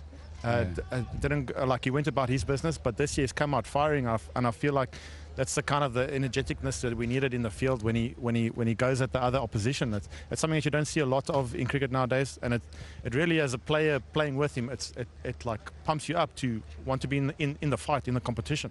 You're a spice specialist too, weren't you? Bit of aggro, bit of fun in the middle. Yeah, me and Riley was just talking before that, you know, gone those days when you can get into a batter's face or a batter can just give it back to you, and now these referees, there's, you know, sportsmanship and all sorts of things. So yeah, I miss that. I don't know if you miss that or not, but I miss that. But that's the way the game goes now. Riley, you were talking a little bit earlier about breaking your record. Are you talking about the fastest 100 in the HBL PSL, or getting your 3rd 100 in the tournament? What is it for you personally? Personally, I actually just want to score runs at a good rate, as exciting as I've always been in my career. Kind of felt like maybe the last year I've been in a shell and trying to score runs at a normal rate, but like, it's not T20 cricket. It's about going out there and expressing your talent and your flair, and that's what I want to get back to. Don't worry, pitches will get better and you'll get your chance. And, you know, sometimes you get moved around the batting order a little bit. Yeah. The statistics suggest that you're best at 3. Where do you like to bat? 100%, and that's a conversation that myself and the staff and the captain had, and we said, listen, this is where I bat my best. Yeah. Let me go out there, guns blazing. If it comes off, it will come off pretty damn nicely. If it doesn't, I mean, we still got a lot of batting down the order, so I'm glad that they've backed me to bat at 3 this tournament, and hopefully we'll see what happens. Yeah, and the stats don't lie, and HBL PSL has been a great tournament for you across the years. So just before we let you go, you know, a few words on just why you love this comp so much, and what is it about it that you think that brings out some of the very best in you? I think I've had this question quite a few times already, and I think for me it's the people in Pakistan, how humble and how much in the fans in the stadium, how much they enjoy cricket, and it's just the passion that we brought when we were the first couple that came here to bring cricket back. And just to see the smiles and the energeticness on their faces and the love for the game that they have, it sits deep in my heart, knowing that I was one of the first few that came back to Pakistan. So that's definitely one reason why I keep on coming back every year, because I just want to keep on seeing this kind of like keep going up and up and up and up. I totally agree with that. I was with you in 2019 when we came back for the finals in Karachi for the first time in a really long time. It warms my heart to see them embracing us as they do, and I think, as you said, Pakistani hospitality and the people are just incredible. So, you know, bahut shukriya for that, and bahut shukriya for your time. We really appreciate it. We'll let you go and enjoy the win the early night with the boys, but Riley Russo, it's been an absolute joy. Yeah, thanks for having me. Well done, mate. We are off to a very short break here at the Pitchside studio, but stick with us. Plenty more guests, plenty more action to unpack very shortly.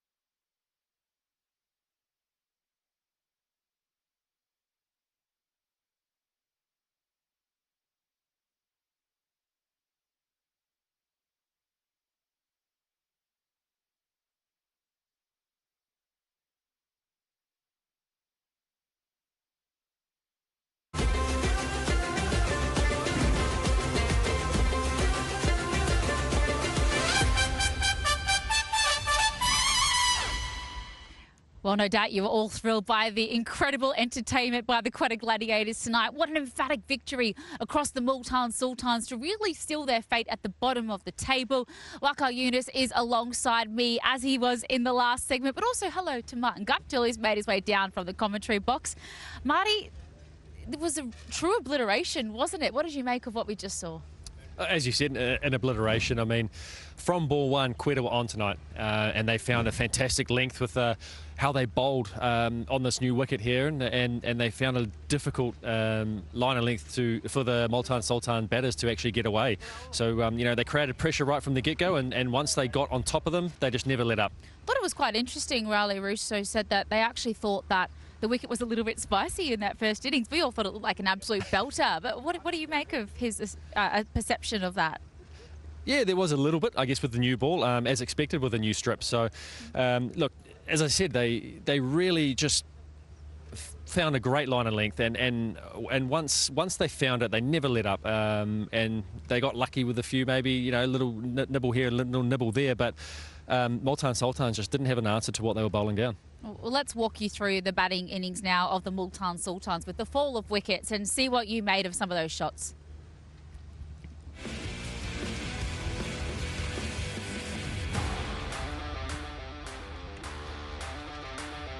Right from the get-go, early on, trying to force the ball there, which wasn't quite there to go. And then this one was just, what could have been. He didn't give himself a chance to get in and just really threw his wicket away. Here we go, lovely catch there from Fennell at first slip. Another one there, a little bit lucky maybe on the review there, but out is out. And then Fahim Ashraf into the attack, and they just kept picking up wickets at crucial times, didn't they? They never let up. There were no partnerships involved or anything like that. And another one there, Michael Bracewell swinging away and just a feather through. Another one just straight up in the air from David Willey.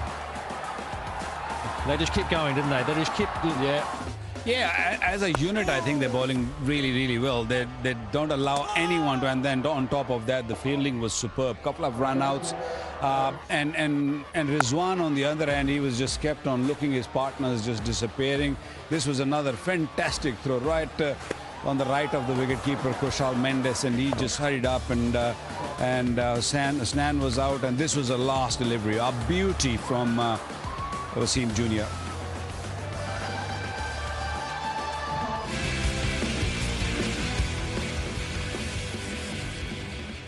Yeah, comprehensive effort from the entire bowling unit of the Quetta Gladiators to bowl out the opposition for only 89 runs. That's the least runs the Multan Sultans have ever scored batting first. So lots to think about for them. But I want to come to you again, Waqar, because the player of the match performance by 𝐄𝐍𝐆𝐋𝐈𝐒𝐇 with the ball was absolutely exceptional. Yeah.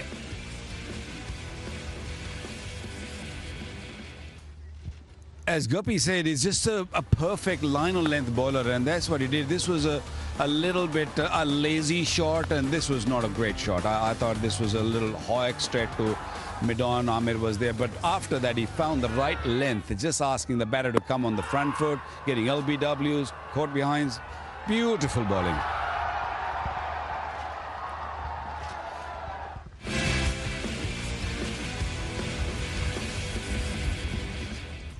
Yeah, of course, it had to go to a bowler, the player of the match, didn't it? When you bowl a side out for only 89 runs. Not the quickest bowler going around, Marty, but what made him so difficult to contend with tonight, do you think? As we said previously, it's the line of length, but he also hit the seam. He let the wicket do the talking. Obviously, he made his debut in Australia for Pakistan in Test matches last year, and bowled really well on that surface. And we've alluded to that this was Australian soil, and he just found that perfect length. Yeah. You weren't able to drive as a batter, you weren't able to go back, and he created so much indecision in the footwork of the batters tonight, and he reaped the rewards for that. That Test match length, hey, Waqar? Yeah, he plays Test match cricket. He's played a lot of first-class cricket, domestically, and he knows exactly what needs to be done on these sort of pitches. And when you have overs in your legs, when you have bowled a lot, you control that length really well. And I think it all starts from Mohammad Amir from the word go. He starts off really well, and then followed up with the Khurram, who was given a new ball today, which I thought was a trump card, because he bowls much better with the new ball, and he's shown it today. And normally you don't expect this sort of bowler to be playing in T20 cricket, but he has proven everyone wrong. For bowlers, they found the Test match length to work today. Perhaps some of the batters should have thought about Test match technique and actually given themselves a few balls to get in, Guppy, before some of those big swings. Yeah, a couple of questionable ones there, but look, T20 cricket, you're here for the excitement and the expression of how you go about trying to get that big strike rate under the belt. So, yeah, potentially they will go back and relive how they could have done it better. Yeah, absolutely, and fantastic bowling was supported by even better fielding, probably. Wonderful work in the field by the entirety of the Quetta Gladiators today. But let's see who our safe hands was of the night.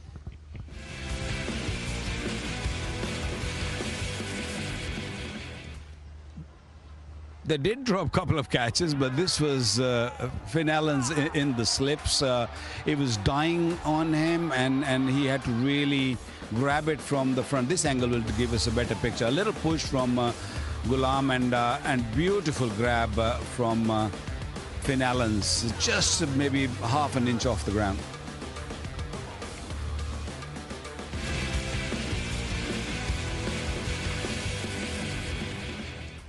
Yeah, really sharp work in slips. Is he always that good there, Guppy? Slips Can't is not be better easy. than him, that's for sure. Oh, come on, Waka. No, look, he's got a good pair of hands. You know, he can take the keeping gloves if needed for his side as well. So, you know, he's, as I said, decent hands. He can field anywhere, really. He's got a reasonably strong arm as well. So, quick to the ball around the outfield. Mohammad Rizwan, the captain, not the day for his side, but he did post an unbeaten 44 or 44 rocks as well, Waka. Had he gotten out early, there was a couple of chances as well for him. Imagine what the score might have been for the Sultans. Look, they needed at least 150 on this surface to give themselves a chance, but nobody stayed at the crease. He was the only individual who was fighting his way out. He should have maybe taken on the bowlers a little bit more and a little bit earlier, because he allowed the tail to sort of go and face few deliveries, and sometime you need to just get that control in your own hand as a skipper, which I don't think he did enough. But yeah, a gritty, a very fighting innings, one can call it, and he always does that when this situation is like this. Yeah, he held his bat right throughout the innings, 44 rating off 44 balls, Martin. Was the strategy right for him up top? Or I suppose it is difficult when you're losing partners down the other end, though. Yeah, absolutely is. And, you know, I've been in that situation myself before, and it does create a bit of indecision in your decision making. You just don't know whether it's the right time to go and go hard or what, or try and build a partnership. And I'm not sure that he was sort of sure of what to do himself tonight, and you know, he wasn't able to build partnerships with anyone at the other end, because you know, they just kept trying to hit the big shots and getting out, and that no one wanted to dig deep with him and just create a little bit of a partnership to get themselves back in the game. Because in T20 cricket, you're only one partnership away from being right back in the game when you lose a few wickets close together. Well, the problem for the Sultans now, though, is that they've only won 1 from 7 games. Yeah. Waka, where do they go from here? How do you possibly try and resurrect this season? First of all, it's going to be tough to pick them up, you know, for the rest of the tournament, because you know, even this evening before the match, they were very, very down.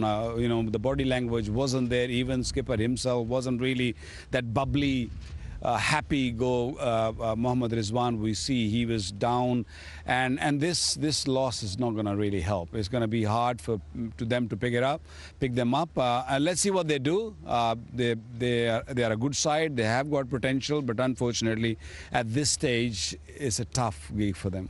Mark, I know you've only joined us in the last couple of days, but you've been watching this entire tournament from home back in Kiwi land.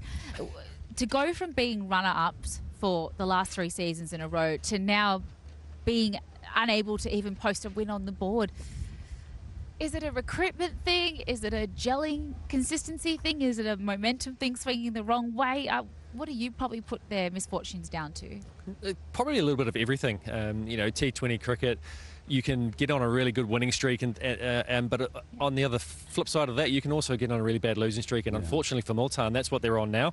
And it can only take a little bit of luck to go your way, and then things can really turn around. So they'll be looking for that in the last 3 games to hopefully get a little bit of credibility out of the season.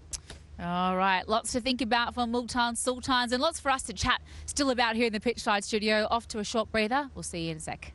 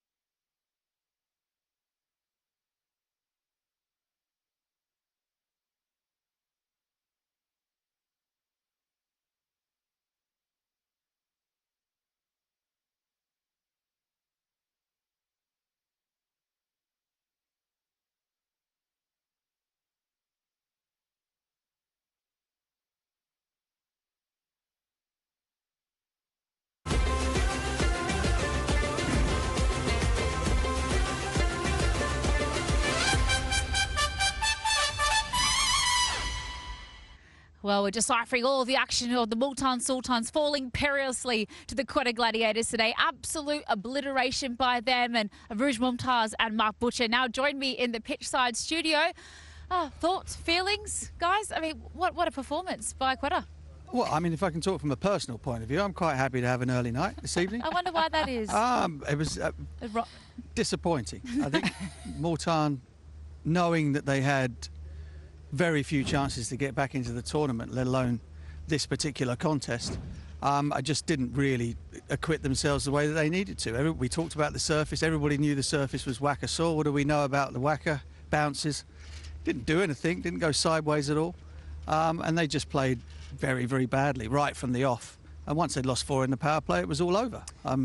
Nightmare performance. We know the statistics are not on your side if you lose more than 3 in the power play. To lose 4, Arooj, they threw the kitchen sink at the playing 11 as well with 4 changes, but it just didn't click. Yeah, I think it's about the application, which makes that point, right, where it was a demolition job. But again, there was sort of just felt like there was no trying to get better at what they were doing. There was no sort of realization of what the surface was doing. And nobody was really trying to just stick in. Every player that came out looked worse than the one who went back. And Rizwan was a lone man standing at the back of it. So I just felt where there were limited chances, they probably shot themselves in the foot. Yeah, they probably did the right thing had the dew come in with the toss, Butch winning the toss, electing to field first. But as this wind that's blowing Arooj and mine's blow dry all over the park, no dew to speak of at all today. Do you think conditions played a part? No. Listen, I think, you know, Multan went into it with a slim chance of going through. I think they just looked completely devoid of all confidence. And look, we've all been there in team sports where things just don't go the way you want them to. And let's not forget, Lahore Qalandars, back-to-back champions, finished bottom of the table last year. So Multan have been incredibly consistent over a long period of time. But this is not going to be their year. And with, you know, it might turn out that once they're completely out of it and can't qualify, that they start to play with a little bit more smarts and a bit more freedom. Do you think it's a playing 11 situation as well, Arooj? Like, they've had so many different permutations of who actually takes to the field. Do you think maybe they should let the playing 11 settle and try and find some cohesiveness, or were they right to keep trying new combinations? I mean, if you look at this from a larger point of view, I think they made a few blunders with selecting a squad in the draft. Having let go of Muhammad Ali and Abbas Afridi, Muhammad Ali was second on the wicket-taking list along with Osama Mir. You need somebody who can provide that breakthrough consistency with the new ball up front. That, and then obviously wanting to make too many changes, probably because they just haven't clicked.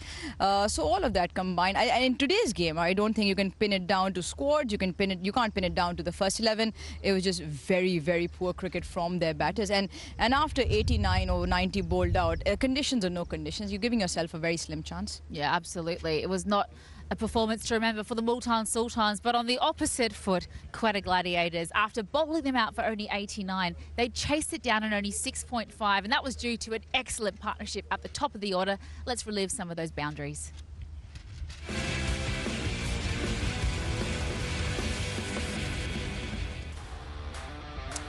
Yeah, wonderful stuff. Shakil got a really nasty blow early on from Mohamed Hasnain.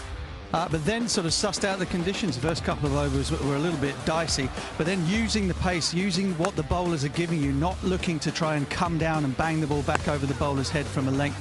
Some wonderful pull and hook shots. He was tested out with the short ball, got a bit of luck here and there, but by that point the game was over and done with. That sort of slashing it over backward point is exactly the right way to play on a pitch like this. Yeah, and amazing what can happen. Got 2 batters alongside me when you give yourself a little look first before you go for it. Well, it always helps. No matter how short the game, you always have time. And Quetta Gladiators did absolutely brilliantly. Saud, Finn Allen, both very contrasting players, and both played to their strengths. Saud, I felt, was a bit...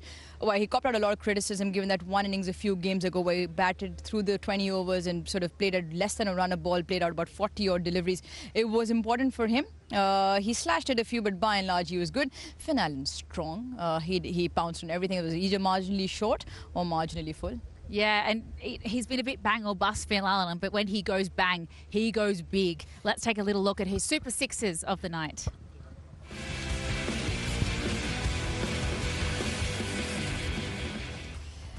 Yeah, 5 of them tonight. This one we felt like maybe he didn't quite get all of it. Still managed to hit the boundary on the full.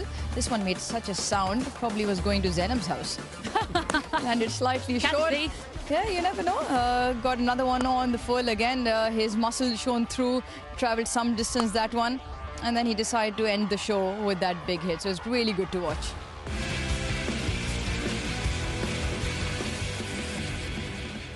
I nearly thought that you guys up in the commentary box had to get ready for that one. It was coming straight at us, wasn't it, Butch?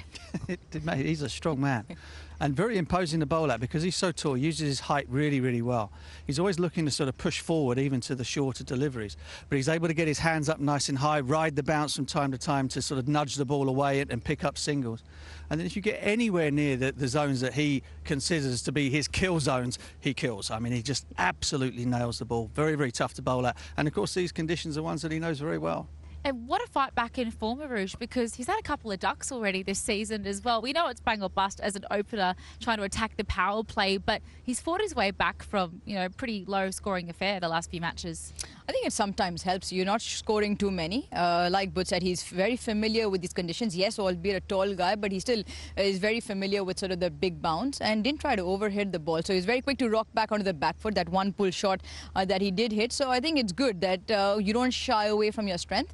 So even if he lost his wicket, he knew the team wouldn't be in trouble. But when you go out trying some, most often than not, you connect. He looked very technically strong today too, Butch, and obviously I come to you on this, not being a batter myself, but kept the shape, gave himself a few balls to get in, maybe was the difference. Yeah, and also, you know, didn't try to bully sort of length balls back over the mid-off and mid-on area. You know, the issue that Multan Sultans gave themselves is they were trying to play sort of cross-batted strokes down the ground, sort of thing you'd hit on low bounce pitches. But with the decks bouncing like that, you had to play with a lot straighter bat to the deliveries that were in on a good length, and then wait for things that were shorter to be able to, and then use the pace of the bowler and the bounce of the ball to hit it square of the wicket. You know, the errors that Multan made was perfect. It was Quetta got a great view of how not to do it when they were out there bowling, and they went out and executed it perfectly. I could see you shadow batting there a little bit, Rougie. What did you like about the Techers? She's just spinning on her chair. I'm ready to go home. Yeah, I mean... Was that your golf swing, actually, that you were practicing? Just disclaimer, we're all playing golf in the morning. But anyways, more important stuff. Yeah, I mean, again, understanding what the surface was throwing at you, what the bowlers were throwing at you. One example of all of this was amalgamation was Saud Shakil's no-look shot.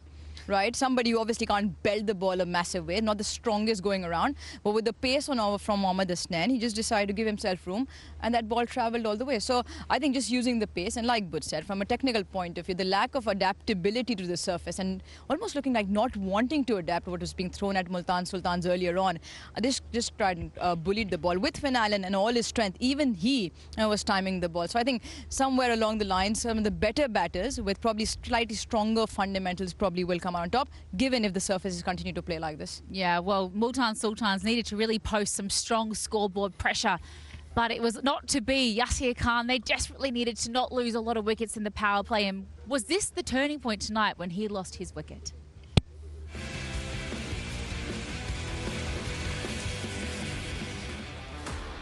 Yeah, I don't think that was a turning point. I think all of it was a turning point from Multan. Yes, he obviously scored big in the first game they won, the only game they won, but all of it was a bit of a dismal show, right? I mean, yeah, he missed one in the first ball, which could have gone to Riley's hand had he been stationed at the fence, at the circle. But this one, again, not getting out of the middle. So, yeah, all of it.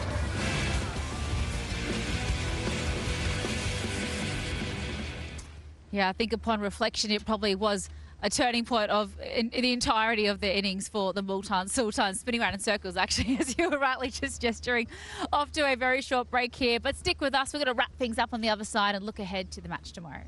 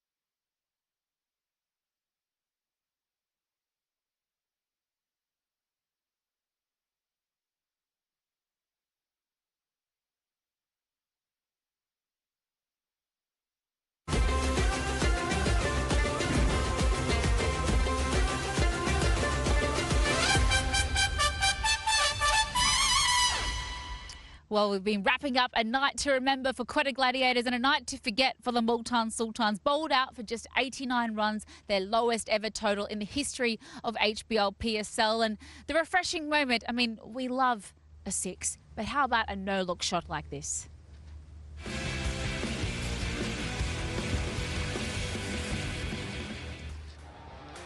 Yeah, this is the epitome of using the pace of the bowler. and when the fast bowler has a bit of a laugh and a joke, you know you've done something pretty special. What a shot. Oh, it was just brilliant to watch. And as you said, when a bowler gives you kudos like that, you've done pretty well.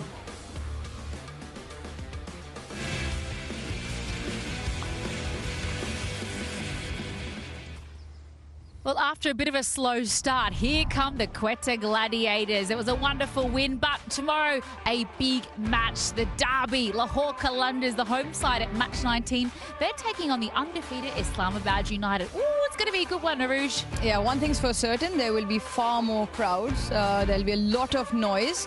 Islamabad United, yes, have their fan following. I think Shaheen and his boys will be in green, but they will have a lot of crowd support. So really looking forward to that one. Can't wait to see what happens there. And Butch, it now is going to be a 1-play-3 because Quetta Gladiators have snuck into second. Yeah, brilliant. 3 on the trot. They've absolutely loved playing here in Lahore.